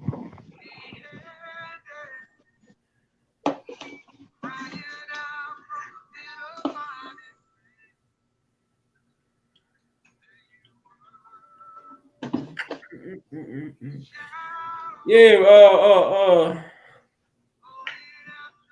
yeah, man. Chicago got a problem, man. We got a problem, yeah, they do. Yeah, man, there's so many eyes on this stuff, man. I'm talking about it is, but at the same time, I want to say, when I go among certain people, it is not the topic whatsoever. They don't know about nothing that's going on, Jack. And when you say something to them about it, it's like, man, whether you telling them all type of information is coming out, they're saying that, man, this is not what it is. It's like, man, you talk to a brick wall, they just care less. Some people care less. And I find it to be the intelligent, the supposedly smart people that like that. You know what I mean? The Right. educated type. You know what I'm talking about? That's you hear me? I'm here. We here. Yeah, so I find that fascinating. Now a lot of young people is rocking with kills, you know. They like free our kills. Like, you know, I got young guys I'm training to do heating and cooling. And what he actually took one of the videos one of the last videos I took was called Breaking It Down. And you know, and I go through it with him, and I tell him, you know, the specifics about the case or whatever. And then, you know, I also bring into a factor about, you know, the agenda to take the black family down, the black man down, but it's really the family, you know. And you know, and I'm showing them how the government is less than you know, above board. You can't just trust everything they say. You know what I'm saying? You have to put their foot to the fire too. If they bring a case, you need to have them to, you know, prove it. And in the process, you don't need to tear down your own. You should support. Not necessarily be out there saying they're innocent, but at least give them the support that they need to fight the situation, the allegations, because we know that a good percentage of them are not true, or at the most they blowed up. You know what I'm saying?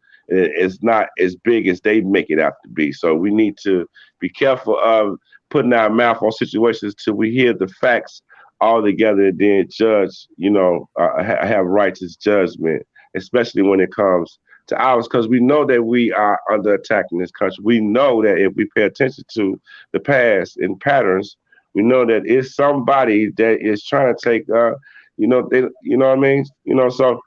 Right. Yeah, so yeah. All right, I'm finna pull it up. I'm on your channel right now. Stand with me, Chicago. This is it right here.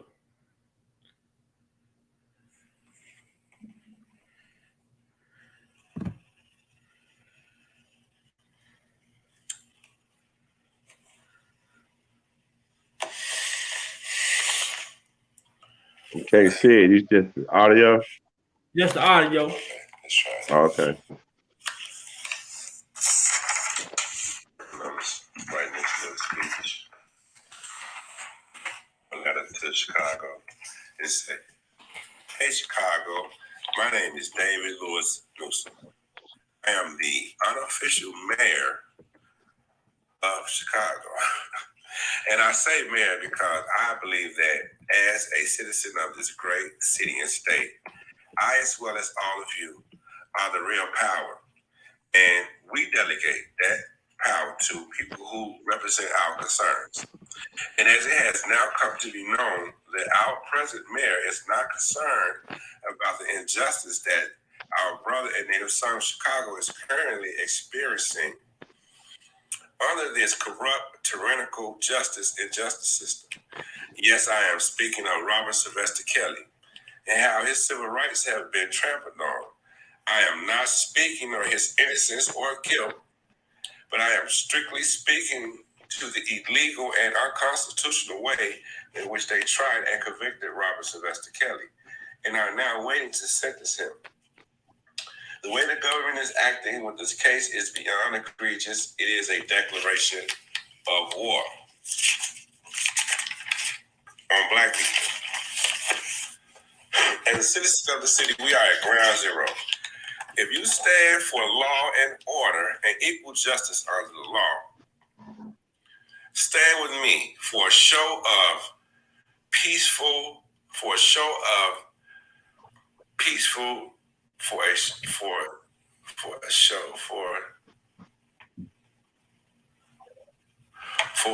peaceful presentation of raw power.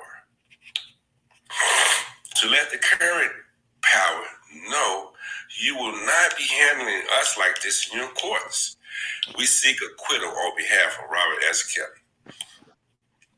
And at the very least, a new trial. And I just want to give a definition of power. It's really like the ability to move the crowd. And we have the ability to move these people the way that we want to. And they're going to fight a little bit. They're going to fight a little bit. They ain't going to sit still. We're going to make them bend to our will. It's Brother David, man. Brother David, man. I'm telling people, man. You need that type of, this is the type of leadership you need in the community. Somebody that's putting their face forward. Mm-hmm. You know, a lot of people talk, but how many people gonna go put their face on it? Mm-hmm. Mm-hmm.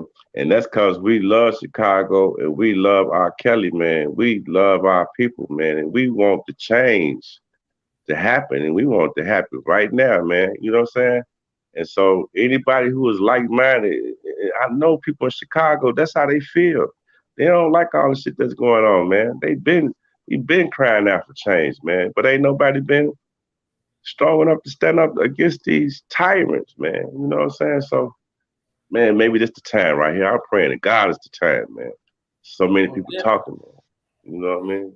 Like you say, this gonna be the time. It's gonna be right. What they've been crying about. Tell me somebody who beat the Rico. Well, you finna see it. You finna see. You finna see. Now we ain't got to go back in history. Mm-hmm. Mm-hmm. So, man, we're gonna let Unc close us out with a prayer.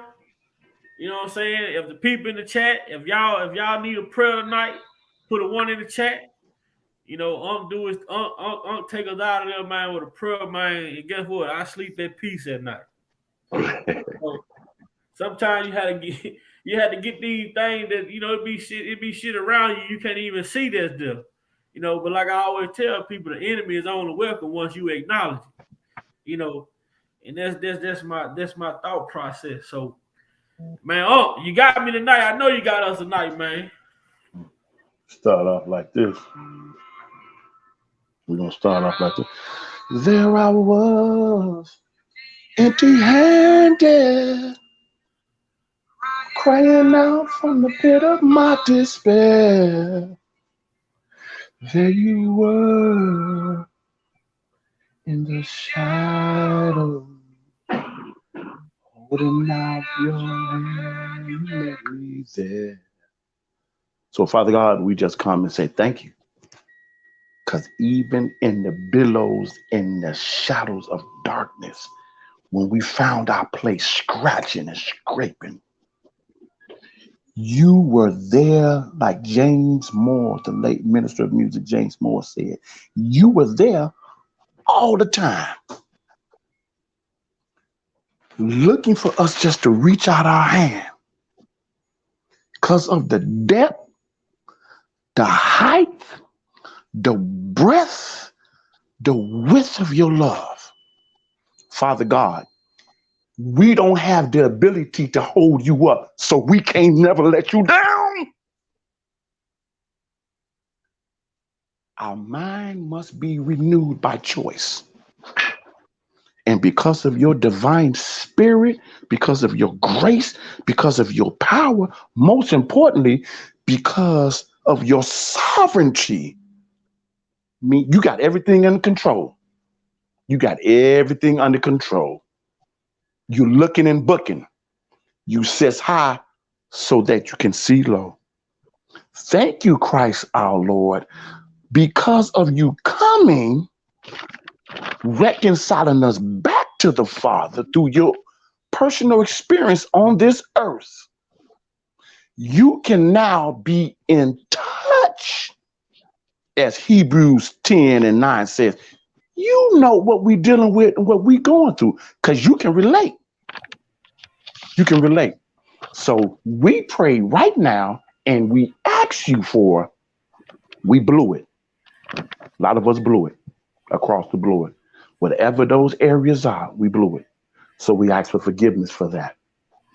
We have taken advantage and violated your principles, your precepts, and your statutes, which were only liberty of love for us to govern in this thing, in this realm we call life. Because we cannot see what you can see. Because of our lack of trust and what we are wrapped up, tied up, and tangled in, we go astray. Yet your extended hand is always there. So because of that, we acknowledge that our mind have been renewed. We have turned around and repented from the mindset that we once had. And we're moving forward to be the best version of ourselves that you have ordained and created before the foundation of this world. So you got our back. You are proving it. It costs heaven everything. And you have done everything. However, you will not, though you are sovereign and in control, it can do anything.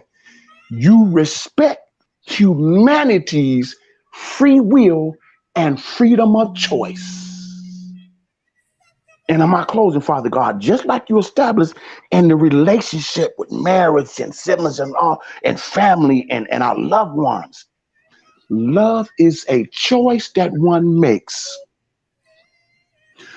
to decide to meet the need of another for the rest of their natural life without expectations. You utilize us to be the best version of ourselves, and in that process, wherever we step our foot, wherever our voice is heard, Amen. It is blessed because we have decided, like Big Mama and Papa said, at the end of the day, if I don't have nothing else and I have God, I have everything I need. Amen. We bless you. We glorify you. We shabbat your name because of your goodness and your mercy and your tenderness and your protective care, even when we're ignorant of the fact that you are so loving and kind. So we thank you for your covering. Bless every single family that is represented. Touch the minds, touch the body from the head to the crown of their head to the sole of their feet. Go inside their inner being. Touch their organs, Father God. Go through their bloodstream. Go through their system. Go through the organ, the biggest organ that you designed is the skin. Purify them and cleanse them. Give them a renewed mind to make better choices health-wise so that we can have better clarity of mind to be able to make the necessary decisions when life experience in that process reveals to us the gaps that we need to make the adjustment for. So thank you for being a mind regulator. Thank you for being a heart fixer. Thank you that last night was not our last night. Thank you for the bed that we slept in was not our cooling board. Amen. Thank you for the sheets and the blanket that we cover up to keep us warm in the midnight hours was not our rolling sheets. Amen. And we bless your name in the highest. Bless my nephew, Big Vi. Bless Brother Dave as he continue the journey that you have put in his spirit. In the name of the Father, in the name of the Son, in the name of the Holy Ghost, we shabak your name and say, hallelujah, amen. Amen. And it is so. And it is so.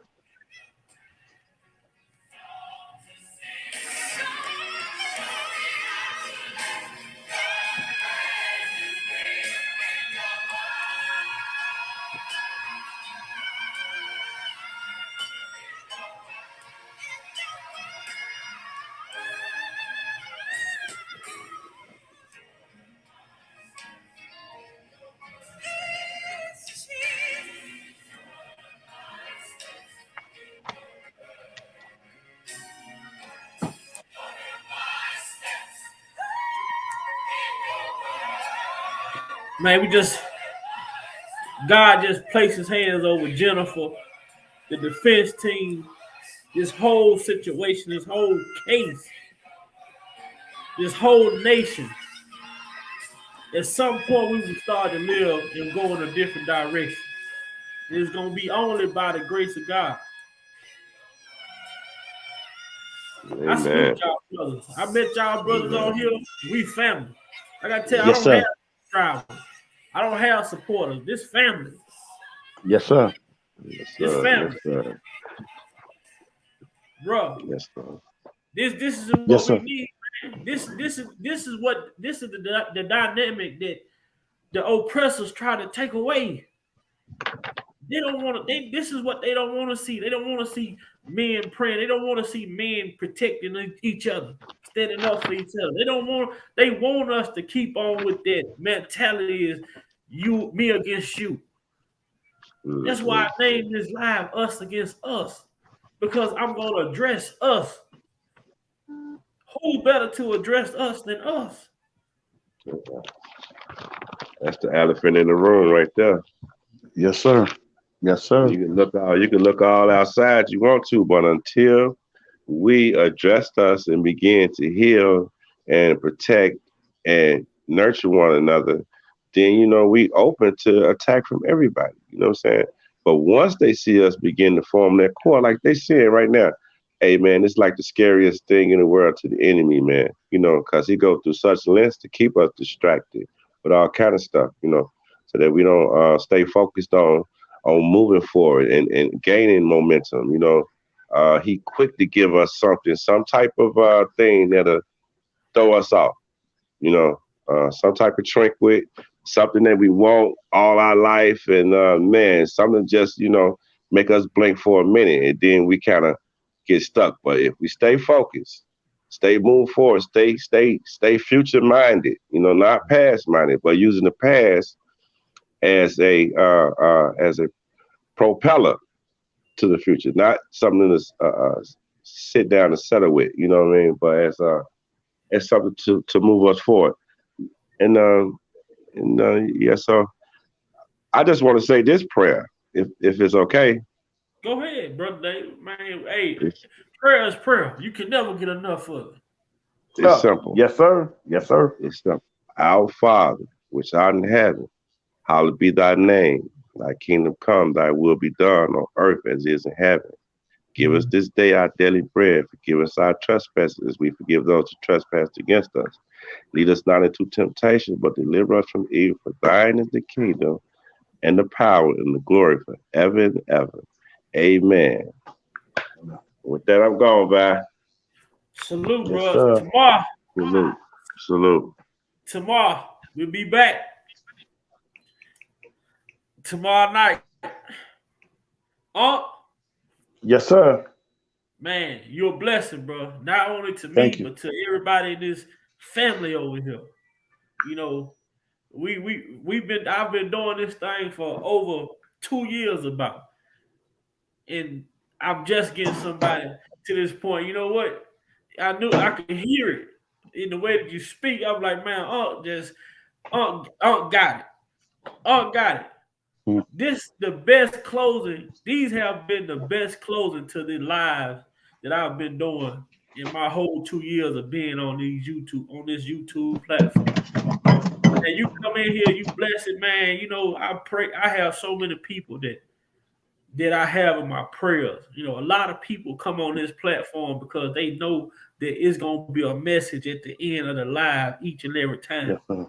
You know, I'm always saying, bless everybody. I hope God pray for everybody. My brother T. Glenn, who's battling with his kidney failure, things of that nature. Like, it's people that come to hear these words that we speak at the end of these live videos.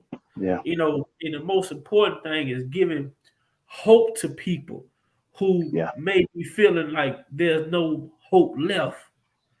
Yeah. You know, I want people to come on here and understand that you can voice your concerns on this platform, and we take those personally. Right. Because we want to see everybody back here each and every day. Right. Each and every day. So, like you told me, nephew, when I heard you, nephew, I knew you were different. That's the same. We was mutually, spiritually connected. Yes, sir. You know, and I thank God for having introduced yourself into my life in this platform that I'm on, and by way of this platform, because guess what, bro? I need those. I need those prayers just like everybody else. I'm not exempt from. Yep. We are our brothers and sisters keeper. We are our brothers and sisters keeper. That's it. Yeah. That's it. Yeah. At the end of the day, we are a human family. And every ethnicity across the four corners of the globe, hear me, it's an expression in the earth of God's character and his glory. That's what the biblical teaching of the rainbow represents, as well as the teaching of when God has to renew this world, he will put an end to all this suffering and this ills and everything, and how he did it before, he will not do it like that the second time. That is the two major principles that rainbow represent. It's a reminder that I will keep my covenant and my promise.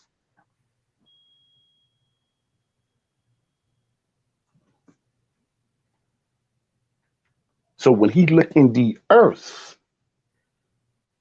he see what he created on purpose, an expression of his character of all ethnicities. We are all welcome to his table. That's a prerequisite, and we have to align ourselves with his teaching and his principles. And if you go back in history to the great kingdoms and government powers who did not adhere to that, they no longer exist. Medo Persia, Babylon, all of that. You can just go on and on. You can go all over there in Iran, all in country, and they have certain things. Oh, this was so and so. Oh, that was that story in the back. Yep, it everything. It proved that. The powerful thing that we have in the earth as a humanity family is the power of free will and free choice. No other creature or entity in this realm has that highest, but humanity. The power to choose whether or not You want to live by the divine principles.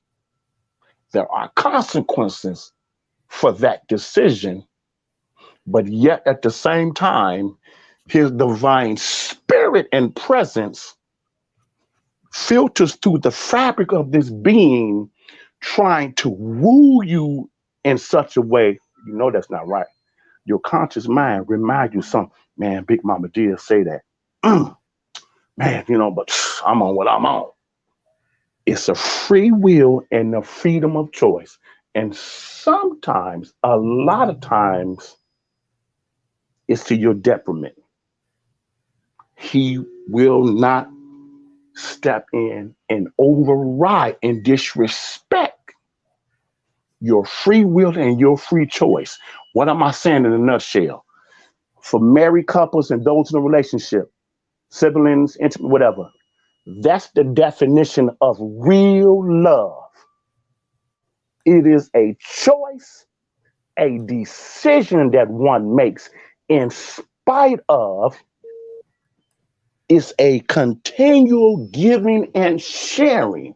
The only way you can continue and give and share, which is an act of service, is that you must embrace accountability to be the subtotal of what he designed you to be, the best version of yourself. You must continually be growing and maturing and realize no human being can make you happy or satisfy the dwellings of your inner soul as a human like the Creator.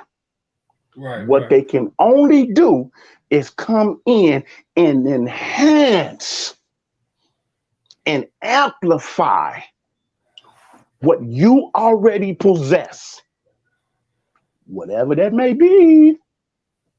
So it's your decision. Like Pac said, and we close. How do you want it? It's your choice. Your choice. No one can make that decision for you. You got to take self-accountability. Self-accountability. That's one that stick around. Self-accountability. That's it. Free yourself from your past, no matter what it's been. It's not about what happened to you back then. How you feel about today and how you gonna move forward. For real. Don't become bitter, become stronger.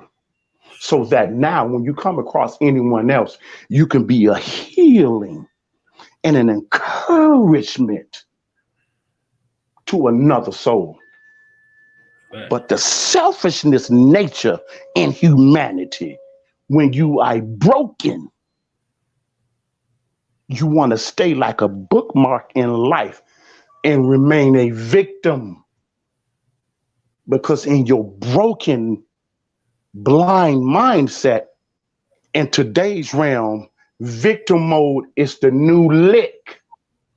Mm-hmm. What it only does, victim mode only does, is subtract from my accountability as a human. Exactly. And it's promoted. We gotta change that narrative by speaking the truth and standing up with those principles that Big Mama and Pawpaw taught us. Stand on principle. That's why I call it. And that's it. And that's it, nephew. I'll yield back. Okay. And I'm done. I'm done. That's exactly why I call Willie D out. Because I say, man, look, bro, I'm young. And I understand one thing. We stand on principles, man. We were taught to stand on principles.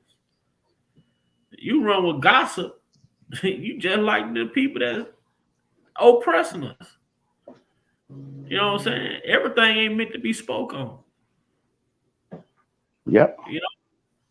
But it was a blessing, man. You know, they say laughter is good for the soul. So, you know, I got to give us a little funny something before we get up out of here. Yes, sir. Yes, sir. Yes, sir. Yes, sir. It's tomorrow, man. Y'all already know, man. I love each and every one of y'all, man. Welcome and thanks for being part of this family over here. Yep, I told him I was coming. Hey, Jesus, I told y'all I was coming. Who gonna pray for me? Who's that creeping in my window? Hi, woo! Our God is an awesome God he raised from heaven above with his strong power and love. Our God is an awesome God. Oh, my stepdad. I'm F-R-E-E, devil man free. He saw the best in me. Yes, Lord. When everyone else around could only see the worst in me. Hey, watch this spin. Woo! Hey, I came to church just to give y'all a show. I'm glad y'all enjoyed it. I see y'all later. Hey, Miss Shirley. Ooh, that hat is nice.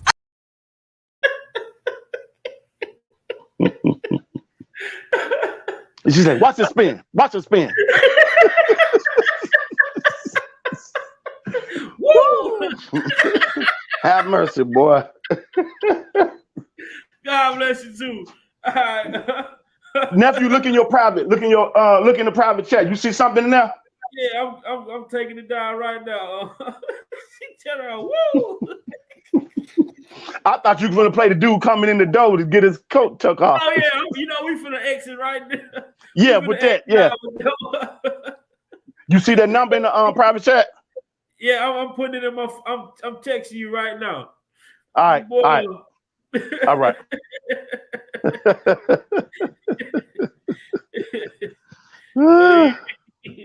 These people so serious, man. Oh man. All right, got it. Watch it spin.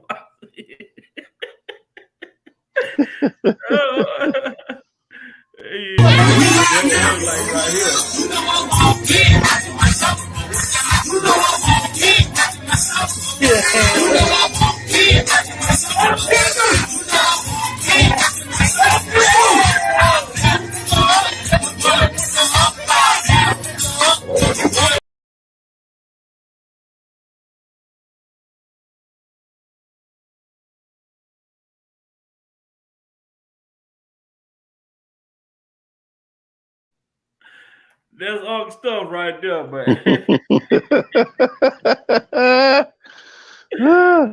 hey, Style say he got. Hey, let me see who that is. Let me see who up in here. Hey, Charlotte. All right, Charlotte. Don't. Now, Charlotte, you got company coming over tonight. You know. Looking at my rollie, girl, I see it's almost time. Looking at my rollie, girl, I see it's all.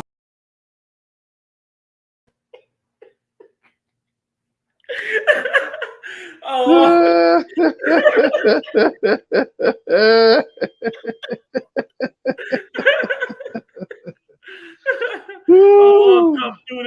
Oh man, my Lord.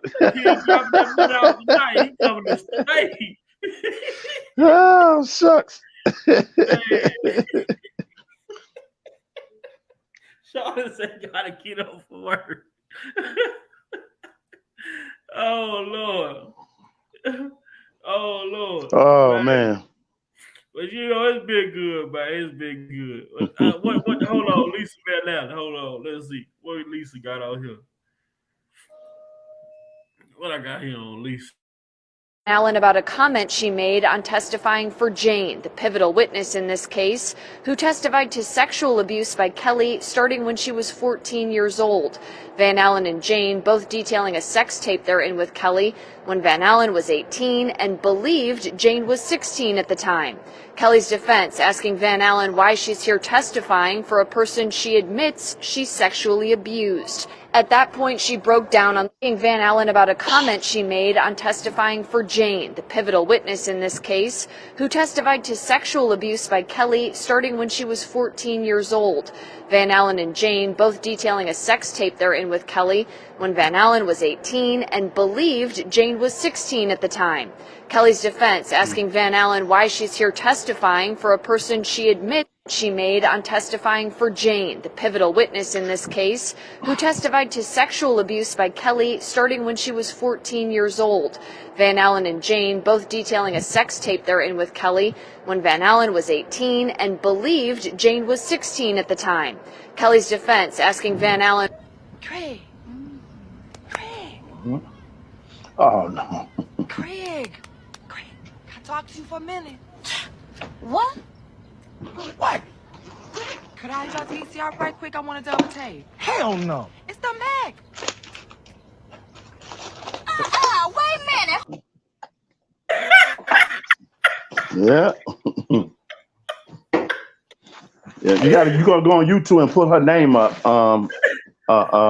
Angela Ming, and she breaks that stuff down, man. It's a powerful, powerful thing that she talks about. Yeah. What up, Skylight? Skylight's caught us at the end. Oh, Lisa Van Allen. Charles. Hey, Charles. Can I borrow your VCR? I want a double tape.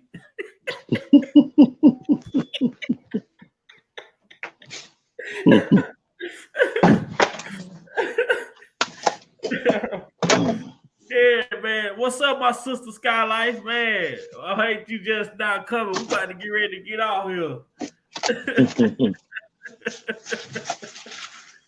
Great. Oh, Lisa Van Allen ain't want to testify. They wore her out, boy. Did you? Man, I didn't know it was gonna be like this. She thought it was gonna be like all them interviews she had. No, ma'am. No, ma'am. Lisa Van Allen, you come to court tomorrow?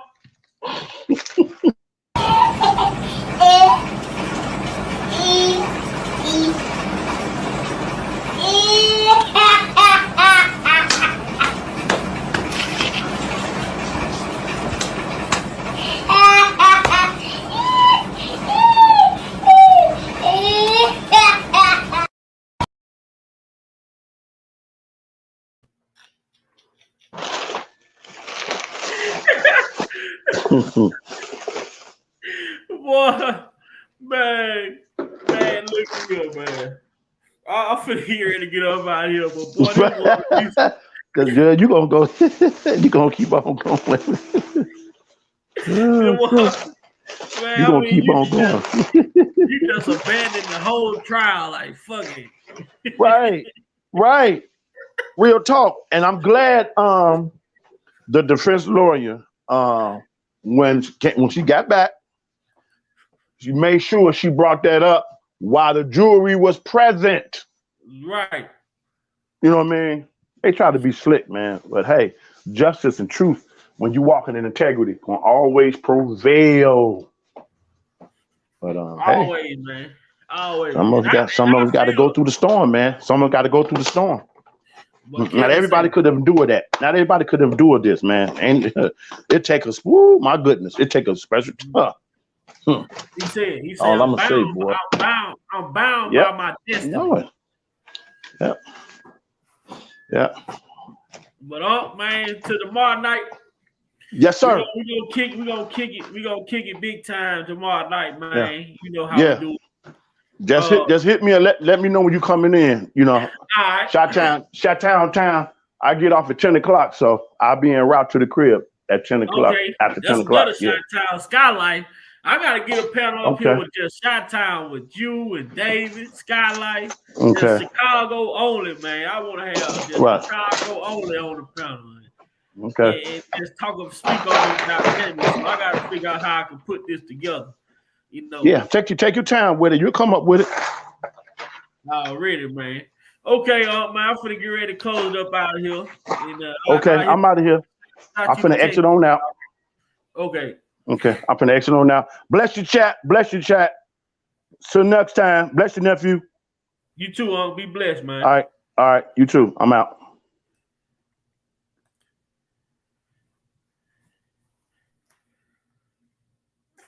This old government, though, they play dirty games, man. They play dirty games. Prado was supposed to testify for the defense in 2008. And she was going to testify to being the female on the tape. And all of a sudden, in 2008, Prado was going to testify to being the female on that infamous tape with Van Allen or whatever. And then here it comes in 2022. All of a sudden now, the government, the prosecutors have made her a victim all of a sudden. Now she's a victim. Now she went to being a witness for the defense in 2000. You got to listen to that. She was a witness for the defense in 2000. She was going to be a witness in 2008. Just like Damon Pryor was going to testify in 2008. Now here it is in 2022. Now Prado is a victim. You know what I'm saying? So now it's like these people play dangerous game, man. But see, Prado, if she do testify, if she have a reputable attorney, what can she do? If she testify and it helps, if depending on what she may testify for, she has to be careful as well. Because if she testify, you gotta understand, she has a civil case against R. Kelly. So if she testifies, she can pretty much if she depending on what she say, it's gonna either kill her whole case, because what is she suing them for? What is the basis of her lawsuit? From my understanding, Prado is older than Van Allen. That's from my understanding.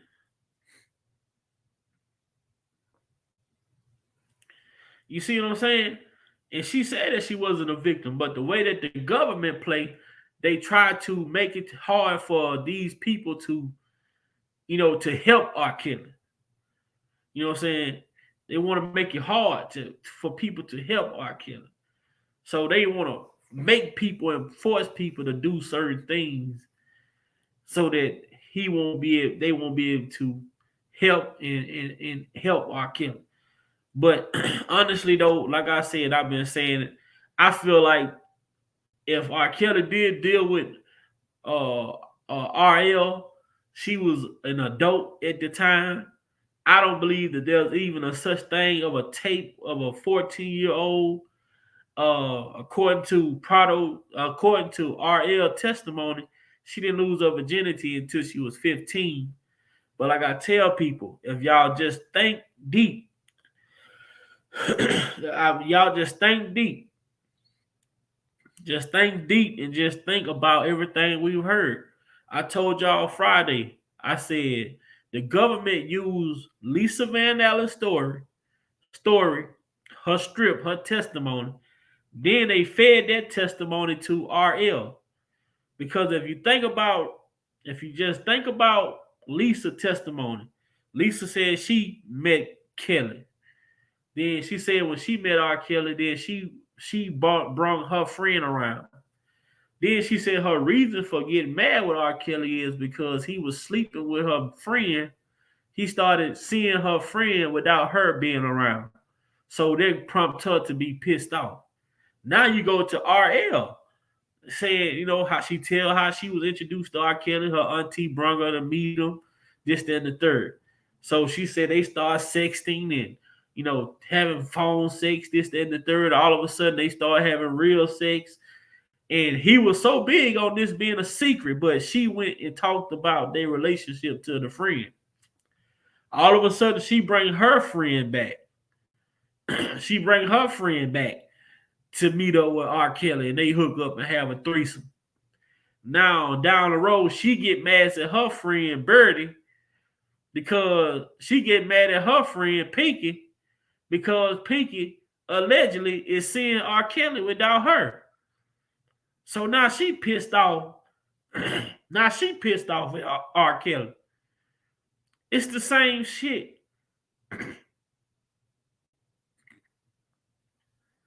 It's the same thing.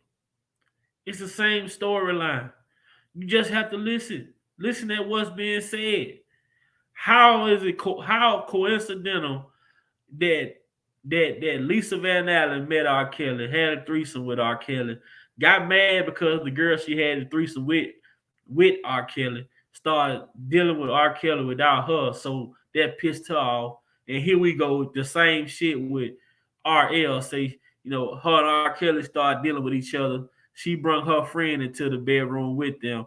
Then he started seeing her friend without her. Now she pissed off. It's the same shit. The same story. And I feel like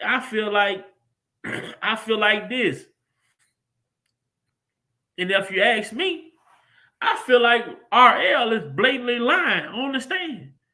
And she know that's not her. on that still photo, she know that's not her. She know that's not her. Because even in 98 to 2000, how was you touring across seas for 2 years, but you putting yourself in that situation? And if they was in 98, now according to Lisa Van Allen, they were in Atlanta. They were in Atlanta. Now you gotta listen to what Lisa's saying now. When she met R. Kelly in Atlanta during a video shoot in 98. September of 98. Allegedly.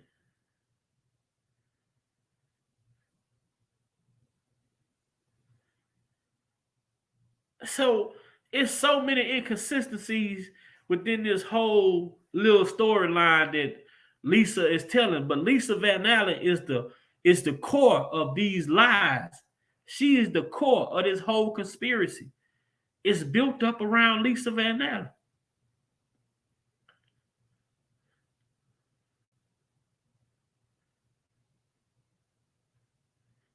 And ain't no way that RL could have been 16 in 98. According to Lisa, she said the girl was 16. Ain't no way that RL was 16 in 98.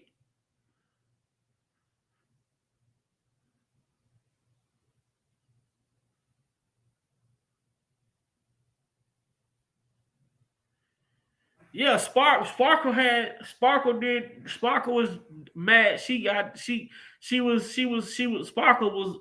mad because Sparkle's whole reason for being mad was that she wanted to work. She didn't get that deal, but she killed her own chances of getting the deal. R. Kelly told her that he wasn't, if he gonna produce her, only he was gonna produce her. She was so eager to go out and work with other producers, and he told her. She went out and did it, and he cut her off. She went out and worked with other producers. He cut her ass clean off.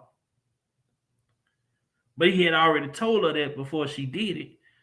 So she ended her own, she killed her own chances of being, she killed her own chances of getting a deal.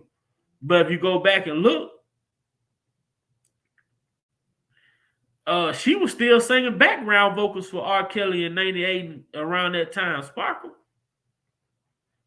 She was still singing backgrounds and everything for R. Kelly in 98. Lisa Van Allen was on the music video with Keith Murray and R. Kelly back in 1998, Home Alone, when she was dancing around the glass of champagne on her hand when she was 17 years old. No, they said in 98 she was 18. They already determined that she lied. She was 18 during the time of that video shoot. They already determined that. They proved that in court, that she was 18 at that time. She was never 17 when she met R. Kelly.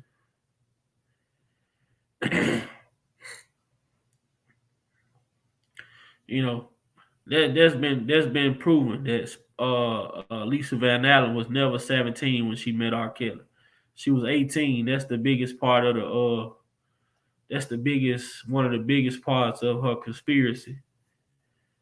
Hold on. I got you, Amani. Hold on. I think it's this one.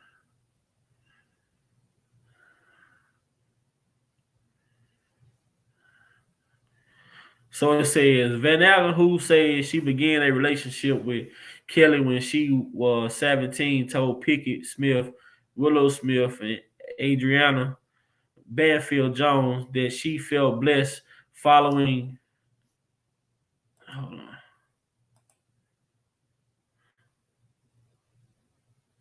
She felt blessed following the support she's received since coming forward with her experience. We did not expect it to be this powerful, she said. I came out in 2008 and nobody cared. Then it goes here. On cross-examination, Brindley finally points are about Van Allen saying she was 17 when she met R. Kelly, when she actually had just turned 18. Did she know that being 17 made you a victim of a federal child pornography? Did she know that? And Lisa Van Allen answered and said no. So this is Van Allen on the testify right here.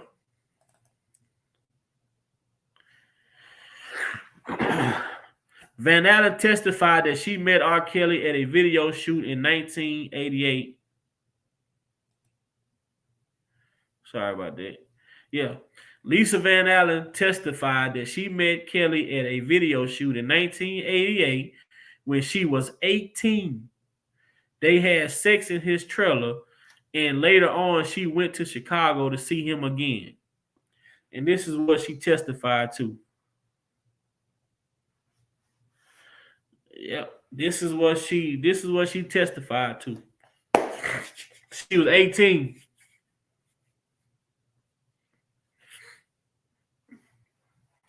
"18-year-old Lisa."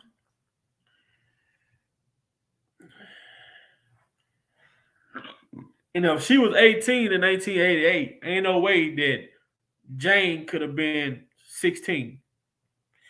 No way possible.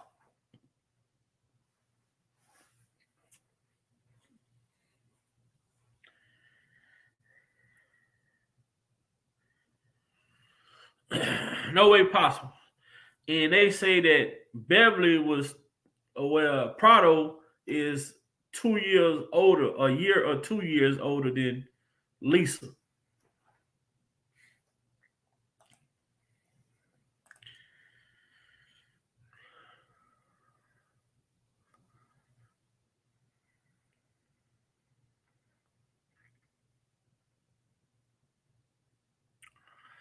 That's kind of blurry. You can't see it good.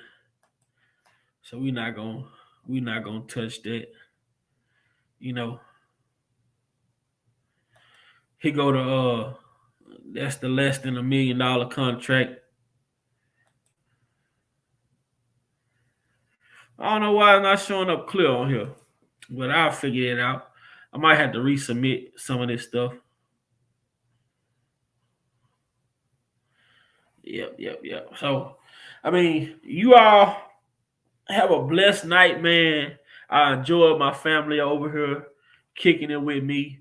But Lisa Van, I mean, I don't call her that.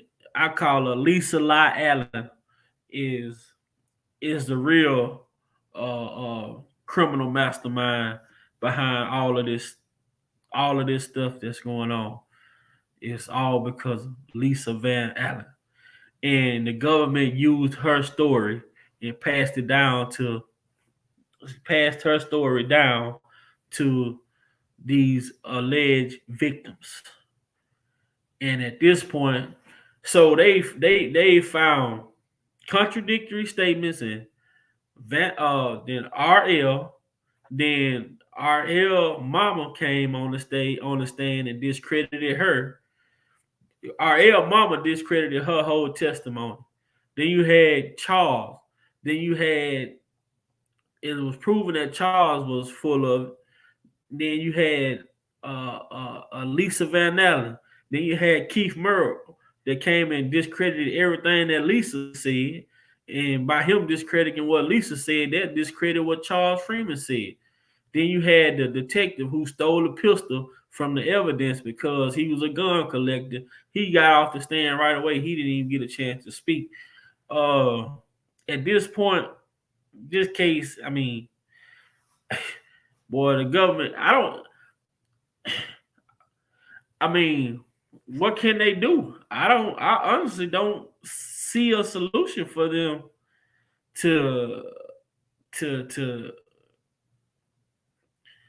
win. Look at the mama. Susan says she was threatened by R. Kelly. Goes on to say we were harassed. He was a powerful man, so we had to protect my daughter. But when pressed by Bonjean, she acknowledged that Kelly himself did not harass her or her family. Then the AUSA asked her again, who did intimidate you? The mama goes back and say R. Kelly after she said he didn't. Like, can't make this shit up.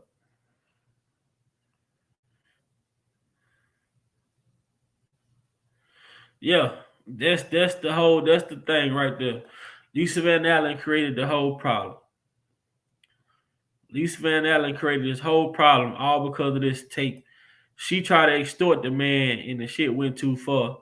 And she didn't know how to back out. She didn't want to back out. My boy, he gonna be on the stand next week. Yep, he gonna be on the stand next week. Yep, he's coming to the stage. He's coming to the stage next week. Big Jimmy. They call him Big Jimmy. Yeah. Big Jimmy coming to the stage next week. Temperatures rising. But y'all have a good night, man. I thank each and every one of y'all for sticking over and hanging out with me tonight. Until next time, it's your boy Big Val Opinion signing out.